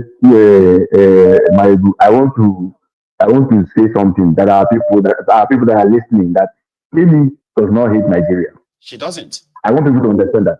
Kemi, it's just like a Nigerian. It's one of us that is seeing how these people they are destroying our country. And she never had a voice. Now she has a voice. You understand? It's just an angry Nigerian, just like you and me. Who knows what's going on? So now she has a voice. And she can say whatever she wants. She can, she kind of provoke those people that are leaving us. That's what she's doing. Not that she hates Nigeria. No. She's just an angry, Nigeria who knows what is happening, who is now living in the Western world, who knows how a country should work, who knows that this country that is now about to leave is a poor country. But where we are coming from is a rich country. We should live even more than people more than people in Dubai. Fortunately, a Nigerian should be qualified at least to get at least 5,000 euros every month. Compared to what we have. And second thing again, I want to say, I want to remind some of our people when they call in. There are things here that could create problems for us. We are here to enlighten our people. Don't come here and say we should bomb somewhere. No. We're not into that. Because we are living in a Western world. This will create problems for us, and they will begin to see us as people who make problems. We're not making problems. We just want our people to know what's happening. So please always remind our people to be moderate with their words. Exactly. I beg. I know. I wish I could read minds, and then but thank you so much for saying that. It's very, very, very appreciated. Okay. Thank you so much for that contribution as well, right? You stay safe. See, there is a part of this broadcast that I forgot to say something on, and now that we are talking about how the Western world probably sees Nigeria and what have you. Okay. See, you remember that the executive order of Donald Trump suspended the. Give me a second. The executive order of Donald Trump suspended the money being given to the NGOs all over the world, including Africa, right? So I have seen a lot of reactions, especially today. It's like this is the time that reality is now settling in.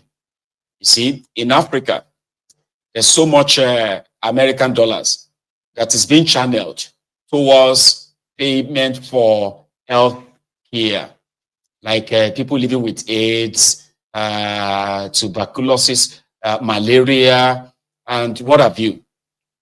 And you see all these NGOs in Africa, they are living large on this American dollar.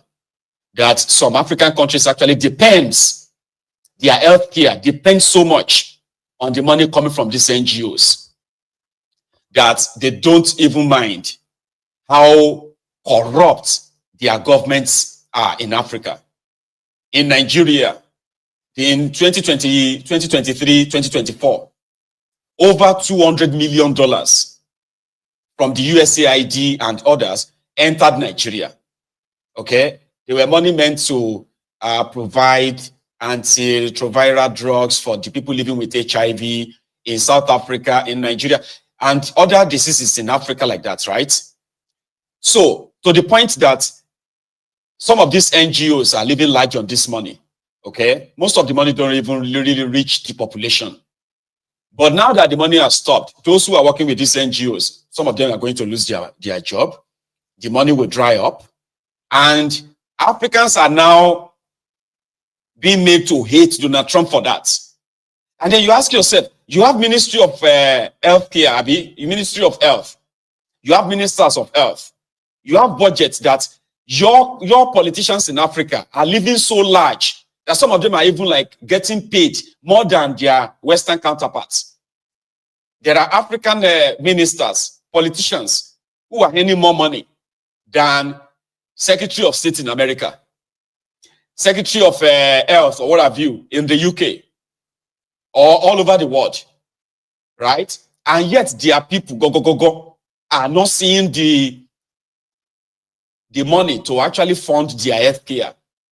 So now they want to make you hate Donald Trump for stopping the money. And then you are not angry with your own government in your country who are spending your money on themselves rather than on you, on your health care. I've been reading a lot about it today and I'm like, does this even make any sense? That you are angry that America won't give you the money anymore.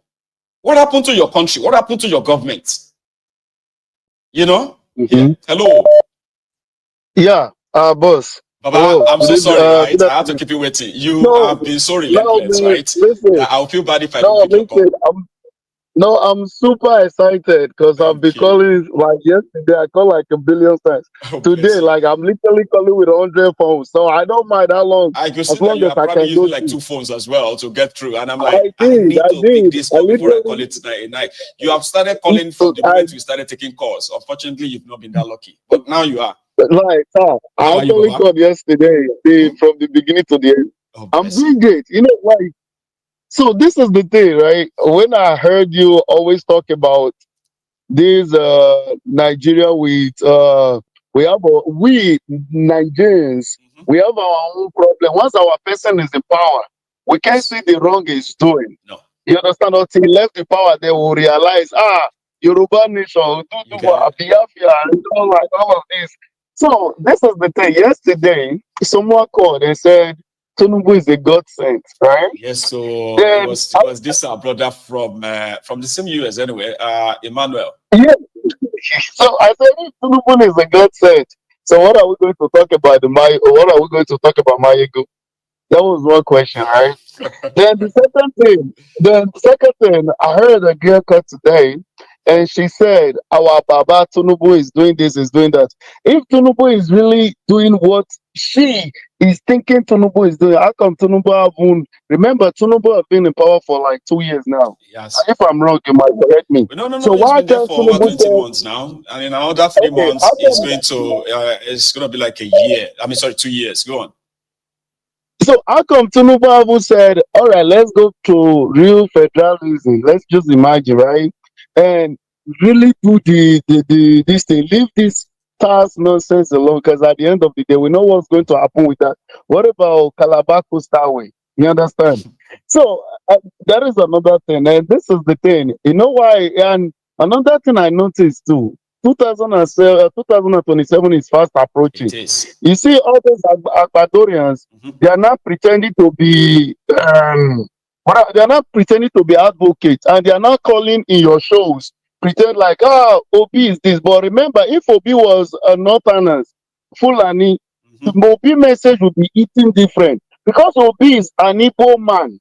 That is the reason why anytime Obi say anything, people always criticize him. I know. But if it's an outside man now, like the message them. And I keep wondering that is the man that came third.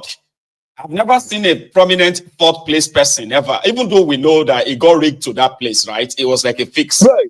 But the truth is that I've never seen people get so triggered from the walls of somebody who came third. Like, why are they always so triggered? Why? And okay, but this is another thing too. When as terrible as Buhari was, right? Remember, during Buhari time, people were still winning election, right? Yep. Regardless. But this time now, nobody is winning election anymore. If they don't pick you, you are gone. That's right. Regardless how you understand. So, and another thing too, we have to remember. Let me tell you this quick story. I have a friend of mine in Nigeria. So during Buhari first time, right? Yep.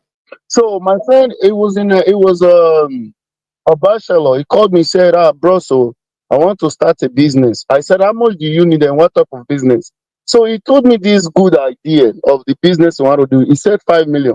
I said, okay, I will help you with 3 million naira. You go get 2 million naira. He did. Right. So he started this business. What was the business? He will buy this Toyota Corolla from the US or used one. So regardless the condition of the car, they will ship the car to Nigeria. He will claim the car. He will go and fix it, do everything, will sell it. So this business, yes. Then he actually wanted to involve me. I said, no, I don't want to be a part of it. I dash you the money, don't pay back, yours too. So, okay, this guy started this thing. Before we know, from this guy buying one car, he started buying 2 cars. From 2 cars, he started buying 3 cars. From that one, he got married. Before I know, he said, Oga, thank you, you have changed my life. From one room that he rented flat. So this guy started doing good. And they was having this app. Even under Buhari, under Buhari first term. Second term now, this Buhari second term, right? This guy is now having like 10 cars. I will ask him, where do you park? He said, Oga, I will park it in my neighborhood. I will park it here. You understand? He was living in Lagos. Now, this guy, same Buhari second term, he has the second child, right? He did marriage they go rent flat here and the wife. This guy now become a dealer. Remember, he started with one Corolla car. Now he's now buying Corolla Mercedes from the US. Wow. Then when 2023 election was coming, I asked him, I don't want to mention his name. I said, who are you voting for? He said, Tinubu. I said, why Tinubu? He said, Tinubu is a genius, so Tinubu is this, so Tinubu beat Lagos. I said, this Tinubu of a guy is a very terrible person, because I was watching your news and everything I learned from you. I was telling this guy, I said, regardless, Obi, I feel like Obi is the best man for the job. Me, I'm obedient to. This guy was telling me, we don't even need Tinubu. All we need Tinubu to be there. We are going to use Sheyi brain. I was like, they don't need his physical, they need his brain. No, they have his brain. Yeah, they will use Sheyi, the Tinubu son. They just need Tinubu to be there. They will use the son's brain. Because he said the son will be carrying out the job of his father. I said, guy, what? There was so much foolish back then, man. It was like people were under spell. You know, after Obi lost the election, I was so upset, right? I didn't talk to this guy. A year later, so a few weeks ago, I don't know what thing do me. I said, let me call this guy. Let me see what's up. Just check on Baba, him. I called him. He said, boss, you just abandoned me. I said, you forget about me now. He said, boss, I don't go forget you. Things have not been normal with me. I said, wait here. He said, I just got to Abuja last week. I said, what are you doing in Abuja? You have contract. They say, contract care. He said, boss, I become here by myself. I said, where is your family and wife? He said, boss, I just come here last week. I didn't even get place to stay. I did try see. I want to start all over again for a year. I said, what went wrong? He said, boss, even self, I was thinking of killing myself. What happened to his business? Baba, as I'm speaking to you now, this guy, he said, guy, I don't get business. He said, after I lose all my car. Do you know how many people? Do you actually know how many people that their life got so ruined in the last 20 months? Like, for real. Baba, you are just sharing your own experience here, right? I have people. Honestly, I have people that were always, it was like they were all under spells. I'm talking about people who had businesses, who had a lot to lose. Here you get. And within a year, they've lost so much that you can tell. This was someone during Buhari who was buying 10 cars. We started with one car, one Corolla. Now, do you know how much it takes to import one car to Nigeria? People can't even buy 2010 Corolla, 2010 Corolla. People can't buy it right now. 2005 Corolla, they can't buy it right now. Baba, as I'm talking to you right now, this guy is telling me like he's in Abuja, homeless. He can't even recharge his car to go online. He said, that's why you haven't called me since. He said, thank you for calling me, bros. I still just happy say you still think of me. I said, where is your wife and children? He said, he was telling me, he was thinking about suicide, like killing himself because he's useless. God damn I said, how does the whole thing went wrong? He said, first of all, after this import or whatever, he can't claim his car anymore. there was no money to claim the car. The one he got, how much you want to go clear cars when the old money is now like devalued and all of that? I'm talking about people who had a lot. This is what I've been trying to figure out. Okay, I'm talking about people who had the businesses, who had a lot to lose. They were everywhere when that tribalism stuff was raging. Some were saying it openly. Do you want me to leave my own tribesman to go and vote for Igbo? And I was like, okay, go ahead. They've lost so much right now. People have lost so much, man, that word of mouth can describe it. Then after that, my friend just went home. He just came back I think 2-3 days ago, right? I was asking him, he lives in Abuja. I was asking him, like, bros, how far? Do you know what my friend told me? He said, God, Christmas in Nigeria, it was like, he said, you don't ever go burial when young man died. But we just want to do better. He said, everybody is there. But everybody gathered, but everybody is sad. He said, God, Christmas, you don't even feel the vibe. Say, Christmas. He said, 30 December. He said, God, this one on social media. Real life, they reflect like that. He said, at least I was there. And my friend told me, he said, guy, we made mistake to do events for Nigeria. If this guy continue. He said, I'm regretting my life and my property. I can't, if I sell them, I'm not going to make anything. I lose. So the best, I'll just keep it there. He told me, he said, Nigeria is on life support now. He said, anything that makes Tinubu stay for another 8 years, Nigeria will die. And I want him to, so everybody could die. So that those who survive, maybe they will get sense. Baba, thank you so much for sharing your set tonight. See, true story. If I begin to show, I'll tell you. I mean, I did show some of them on this platform as well. Those who were like, they were disappointed. They thought that was like because of Lagos. Which Lagos? Are you mad? Which Lagos did he build? What did he do in Lagos? You know, it's the same Lagos. Like you are living in Lagos and you are joining people on social media to say Tinubu build Lagos. They swear for you. Which Lagos? He generated revenue. IGR is what you call success, Abi. IGR, where you can take money from people, just take the money from them. Oh, Baba, let me take one more. Another thing, we need to be checking all these Agbadorians that is calling he has to spend 8 years. Don't worry. The rest, all of them will come back and begin to shout Yoruba Nation after. I trust. They are emergency lover of Nigeria right now. Okay. One quick thing, bros. One quick thing, please. One quick thing. Yeah. You know, there is an interview I watched. It was in Yoruba. He said, if Tinubu know what is good, you need to divide this country now. Because if Tinubu do 8 years and leave, the Northerners coming. Wait. Now, bias. When you see anybody, when you see anyone who says the best thing right now is for Tinubu to divide this country, it is an indirect way of saying, man, this wasn't what we expected. Though. Here you get. It is called bias remorse. When anybody will tell you that one right now, they are those who expected that Tinubu will do better. Here you get. Now that you know they do, they will come and try to say, if the best thing for Tinubu right now is they know say Tinubu no get power to divide Nigeria. They know. But it's just a bias remorse. Because it's too compromised. Because the guy is too compromised.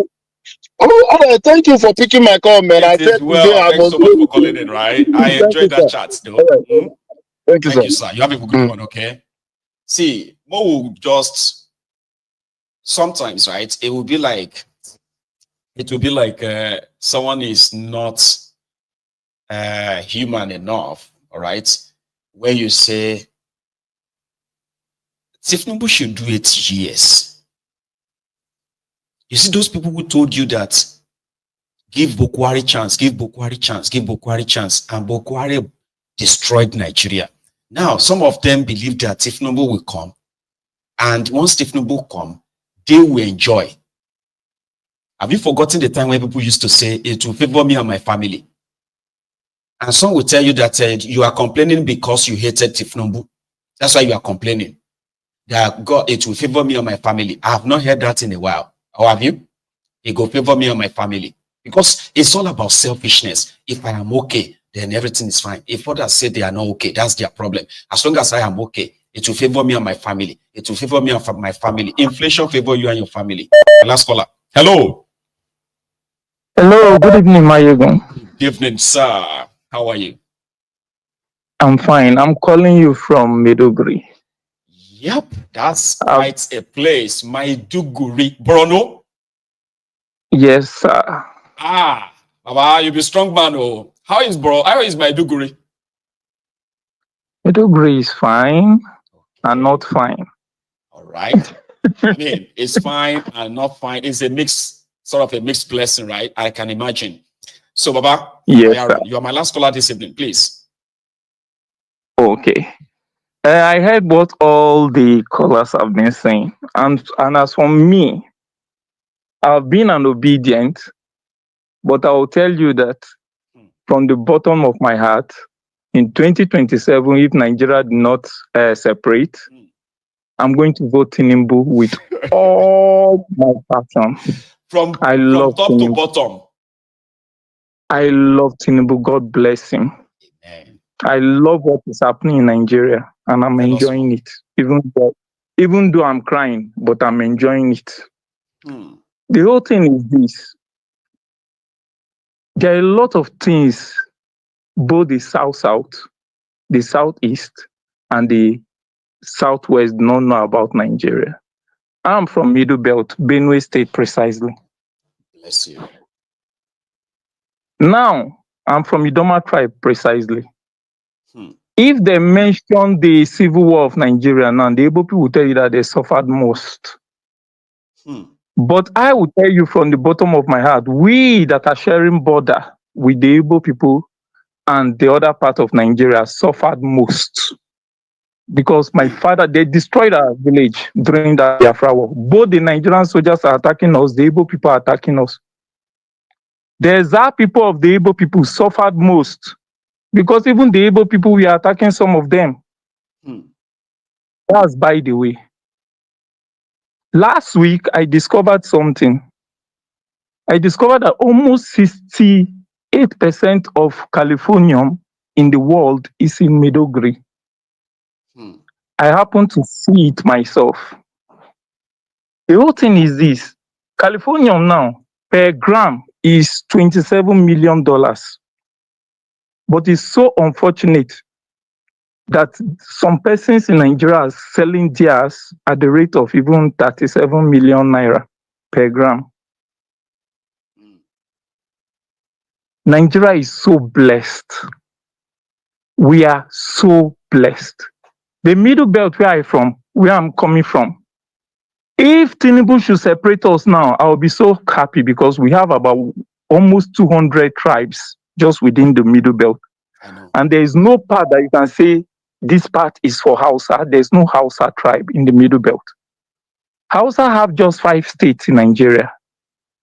They have Sokoto, Northern Kaduna, Katsina, and Jigawa, Zamfara. Yes. But Fulani there's no land entirely that you can point and say this is the land of Fulani in the entire Nigeria. But they are so much in charge because they have succeeded to coin a name called Arewa. Arewa simply means the people that follow the Sultan. So, in the Middle Belt, about 59% of the Middle Belt are Christians. In the far north, about 86% are Muslims. So even though we are talking about, okay, let them separate Nigeria, sometimes I think as a Christian, because I always try to imagine what will happen to our own fellow brothers. Because even the Hausas, they already know that in their life, I was in the bus 2 weeks ago in Maiduguri, coming back from work. Then there was this Fulani man that was with us. He was just insulting all the Hausa people in the bus, that they are slaves and they'll continue to be their slave forever. Like our slaves, they do say that. Openly, I was so shocked. He looked at me, he said, "Officer, is that not true?" I just shook my head. I put my head on the ground. I could not even respond. Now I am actually still interested in why or why you said you love Tinubu and you will. What is it that it is doing right now that seems to align with, you know, or is that as like a payback for what you think? Not a payback. Okay. Not a payback. Peter Obi, honestly of a truth, Peter Obi cannot do what Tinubu is doing that people don't know. Peter Obi is a man of peace, and Nigeria, we don't want peace. I myself, I don't want peace. You want war. When it happens, let it happen. Those that will survive, let them survive.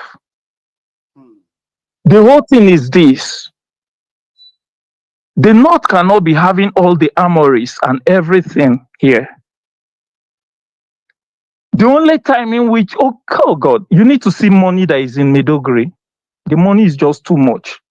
To a point they don't even know how to spend it. Not for the poor. It's only people that understand what is going on. Oh God, the money is too much. Is it from the natural resources from the North? Nigerian gold is the highest even in Dubai. That's right. Now. Not to talk about this Californium that I told you that I saw with my eyes. So pretty much because pretty much the reason why the insurgency, the terrorism is never going to end. It's all because the areas where they are chasing people away, they are the areas where people are carrying out this illegal mining and all of that, isn't it? Yes. But one thing you should know about the Californium that the whole world not know is that Californium is much more powerful than uranium. With a stone of Californium, if you carry Californium, it's not that heavy. I saw somebody on YouTube was holding Californium. He didn't even know that it's Californium. He was telling another YouTuber that how can a stone produce electricity and power somebody's house? I said, this boy don't know what he's holding. Californium, they use it to generate a lot of this thing. And the good thing about Californium is that if they can manage it very well, the amount of radioactive reaction in which they will get with plasma.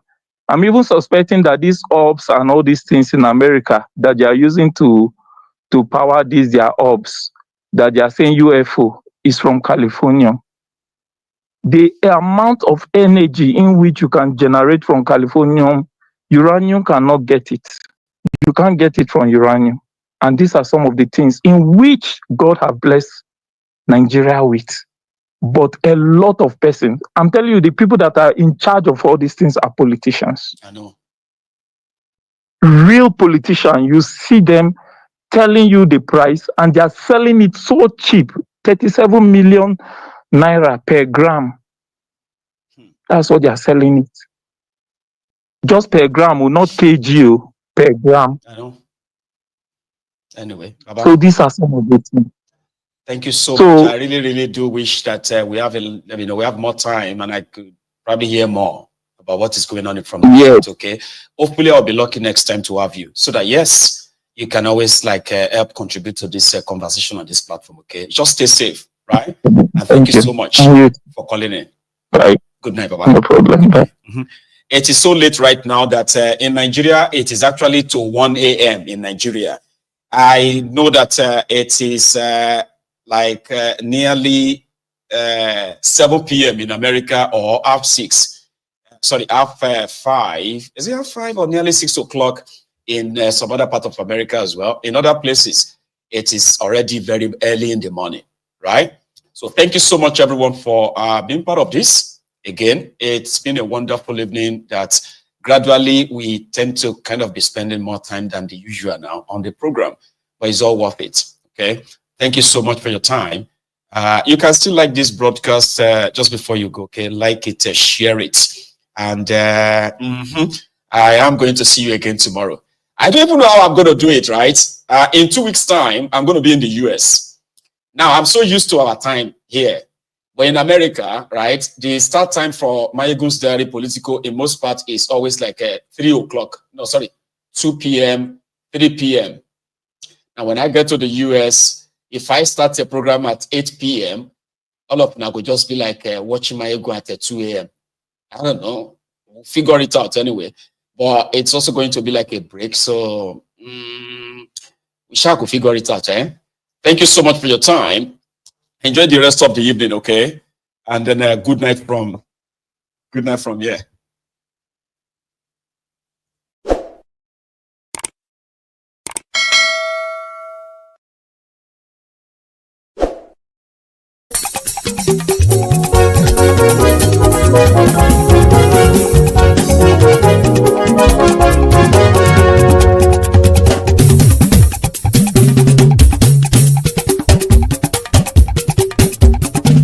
Maiyegun làwa mọ̀ làmọ̀ tó dòdòdò.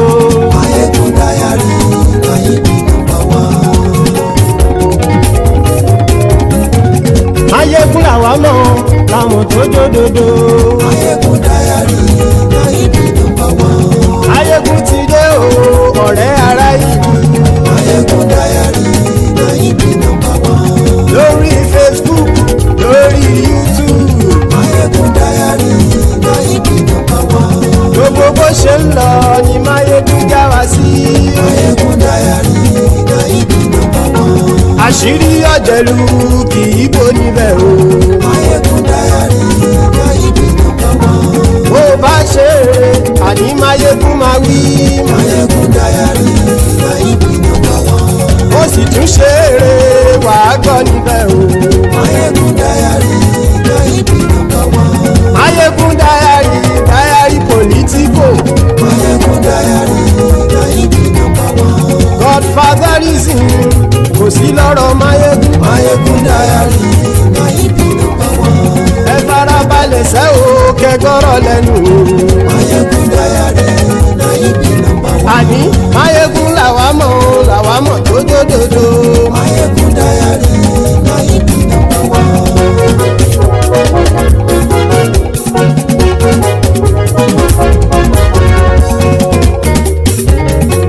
Àní ẹ̀sùn ràkì. Maiyegun ti dé. Maiyegun ti dé. Ọ̀jẹ̀lú ẹ̀sùn ràkì. Maiyegun ti dé. Àní ẹ̀sùn ràkì. Maiyegun ti dé. Lórí Facebook. Maiyegun ti dé. Àní ẹ̀sùn ràkì. Maiyegun ti dé. Lórí YouTube. Maiyegun ti dé. Àní ẹ̀sùn ràkì. Maiyegun ti dé. Bọ́ bàbá gbé wúrẹ́. Maiyegun máa wí. Àní ẹ̀sùn ràkì. Maiyegun ti dé. Ijó ìgbádìyẹ. Maiyegun máa wí. Àní ẹ̀sùn ràkì. Maiyegun ti dé. Presido bá rúfin o. Maiyegun máa wí. Àní ẹ̀sùn ràkì. Maiyegun ti dé. Kí gómìnà kówó jẹ. Maiyegun máa wí. Àní ẹ̀sùn ràkì. Maiyegun ti dé. Ọlọ́pàá ti ń darí bá. Maiyegun máa wí. Àní ẹ̀sùn ràkì. Maiyegun ti dé. Aṣòfin tí ń rúfin o. Maiyegun máa wí. Àní ẹ̀sùn ràkì. Maiyegun ti dé. Òpùrọ́ olóṣèlú. Maiyegun máa wí. Àní ẹ̀sùn ràkì. Maiyegun ti dé. Ọ̀jẹ̀lú ẹ̀sùn ràkì. Maiyegun ti dé. Àní ẹ̀sùn ràkì. Maiyegun ti dé.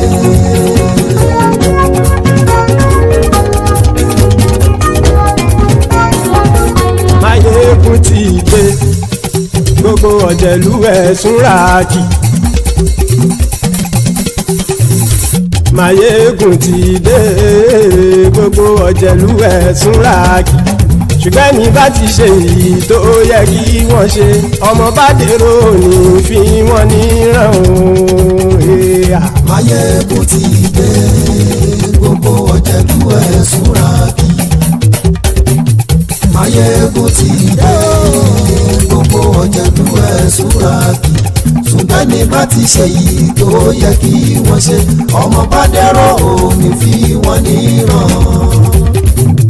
Wọ́n fowó bẹ́ẹ̀ o. Maiyegun ó sọ pé wọ́n ò fẹ́ bẹ̀. Wọ́n fowó bẹ́ẹ̀. Maiyegun ó sọ pé wọ́n ò fẹ́ bẹ̀. Oníkan ṣáàtì ṣe èyí tó yẹ kí wọ́n ṣe fáwọn ará ìlú tó gbé wọn débẹ̀ o. Maiyegun ti dé. Gbogbo ọ̀jẹ̀lú ẹ̀sùn ràkì. Maiyegun ti dé. Gbogbo ọ̀jẹ̀lú ẹ̀sùn ràkì. Ṣùgbọ́n ní bá ti ṣe yìí tó yẹ kí wọ́n ṣe, ọmọ bá dẹ́rọ̀ òní fi wọ́n níran. kì máa yí ṣeré ọ̀rọ̀ yìí kì í ṣẹ̀fẹ̀ kì máa yí ṣeré ọ̀rọ̀ yìí kì í ṣẹ̀fẹ̀ ẹni bá ti lè lẹ́bọ̀ lẹ́rù o ọmọ bá dèrò kàṣà ìtú wọn síta. Maiyegun ti dé gbogbo ọ̀jẹ̀lú ẹ̀ súnra kí. Maiyegun ti dé gbogbo ọ̀jẹ̀lú ẹ̀ súnra kí. ṣùgbọ́n ní bá ti ṣe yìí tó yẹ kí wọ́n ṣe ọmọ bá dẹ́rọ̀ ò ní fi wọ́n níran. tẹnitẹni ọmọ Maiyegun ọ̀rẹ́ ara ìlú mọ̀mọ́ ni mo fọlọ́hún sọ ẹ̀ bá kìlẹ́bù lóòótọ́ olódodo ìlú ọ̀tá ìlú mọ̀mọ́ ni ìwọ ṣá máa ń ṣọ́ra kò sì mọ́ bẹ̀rù bọ́tà ń lè rí bóníṣègùn lé káwọn mọ̀mọ́ fi ṣera wọn ni ó ti dẹrùn tí wọn ò gbọ́dọ̀ sì mọ́ bẹ̀. èèpo ọ̀gọ̀ lọmọ bá dérò tàjẹ́ ò gbọ́dọ̀ jẹ́ ó ti jọba lórí àbínú ẹni kò sì mọ́ bùyà àìsíwọ̀lú ní ẹnìkẹ́ ìgbódì ẹyin lábàrá o ó kó ẹni tó bá dán o àkàmù Maiyegun ti dé gbogbo ọ̀jẹ̀lú ẹ̀ túnra kì Maiyegun ti dé gbogbo ọ̀jẹ̀lú ẹ̀ túnra kì o ẹ̀yin bá ti ṣe yìí tó yẹ kí wọ́n ṣe ọmọ bá dèrò òní fi wọ́n níran o. Maiyegun ti dé gbogbo ọ̀jẹ̀lú ẹ̀ súnra kí. Maiyegun ti dé gbogbo ọ̀jẹ̀lú ẹ̀ súnra kí. ṣùgbọ́n ní bá ti ṣe yìí tó yẹ kí wọ́n ṣe ọmọ bá dẹ́rọ̀ ò ní fi wọ́n níran.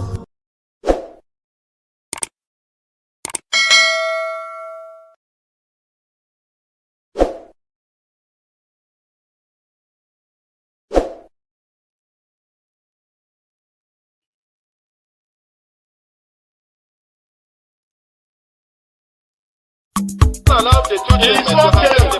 It's okay. Off your mind. It's okay. She off your mind. Chai! Now wow, people wey suppose talk truth to power don off mic, and if we talk, na 500,000 they go sama us call am hate speech. But fear not, Maiyegun don come. Him go torchlight every corner, nooks and cranny of all these bad people wey dey spoil our country.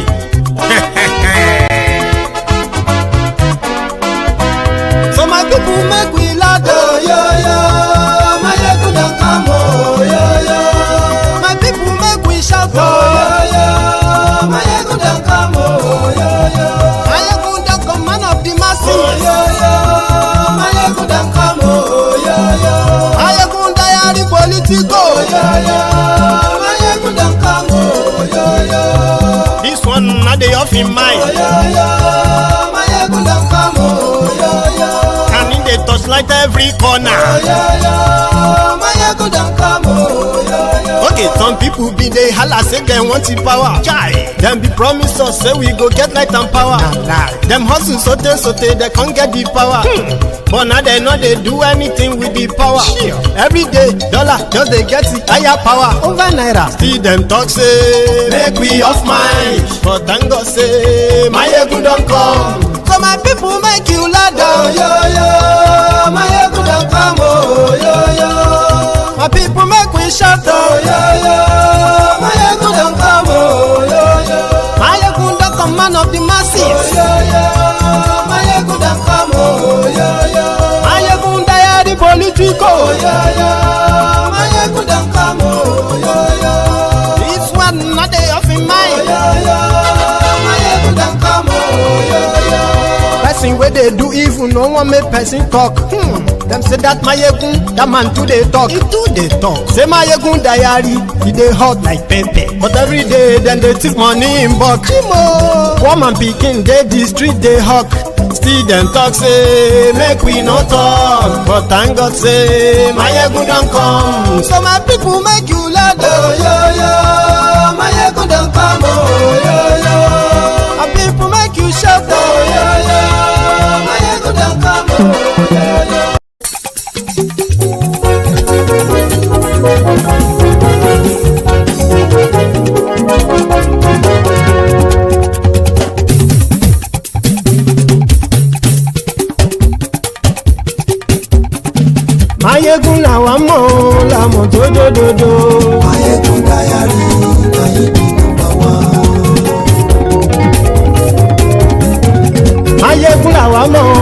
mọ̀ tó dòdòdó.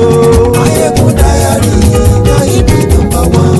Maiyegun ti dé o ọ̀rẹ́ ará ìlú. Maiyegun Diary náà ibi number one. Lórí Facebook lórí YouTube. Maiyegun Diary náà ibi number one. Gbogbo bó ṣe ń lọ ni Maiyegun já wa sí. Maiyegun Diary náà ibi number one. Àṣírí ọ̀jẹ̀lú kì í bò níbẹ̀ o. Maiyegun Diary náà ibi number one. Bó bá ṣe é àní Maiyegun máa wí. Maiyegun Diary náà ibi number one. Ó sì tún ṣe eré wàá gbọ́ níbẹ̀ o. Maiyegun Diary náà ibi number one. Maiyegun Diary Diary Politico. Maiyegun Diary náà ibi number one. Godfatherism kò sí lọ́rọ̀ Maiyegun. Maiyegun Diary náà ibi number one. Ẹ farabalẹ̀ sẹ́ o kẹgọ́rọ̀ lẹ́nu o. Maiyegun Diary náà ibi number one. Àní Maiyegun làwa mọ̀ tó dòdòdó. Maiyegun Diary náà ibi number one.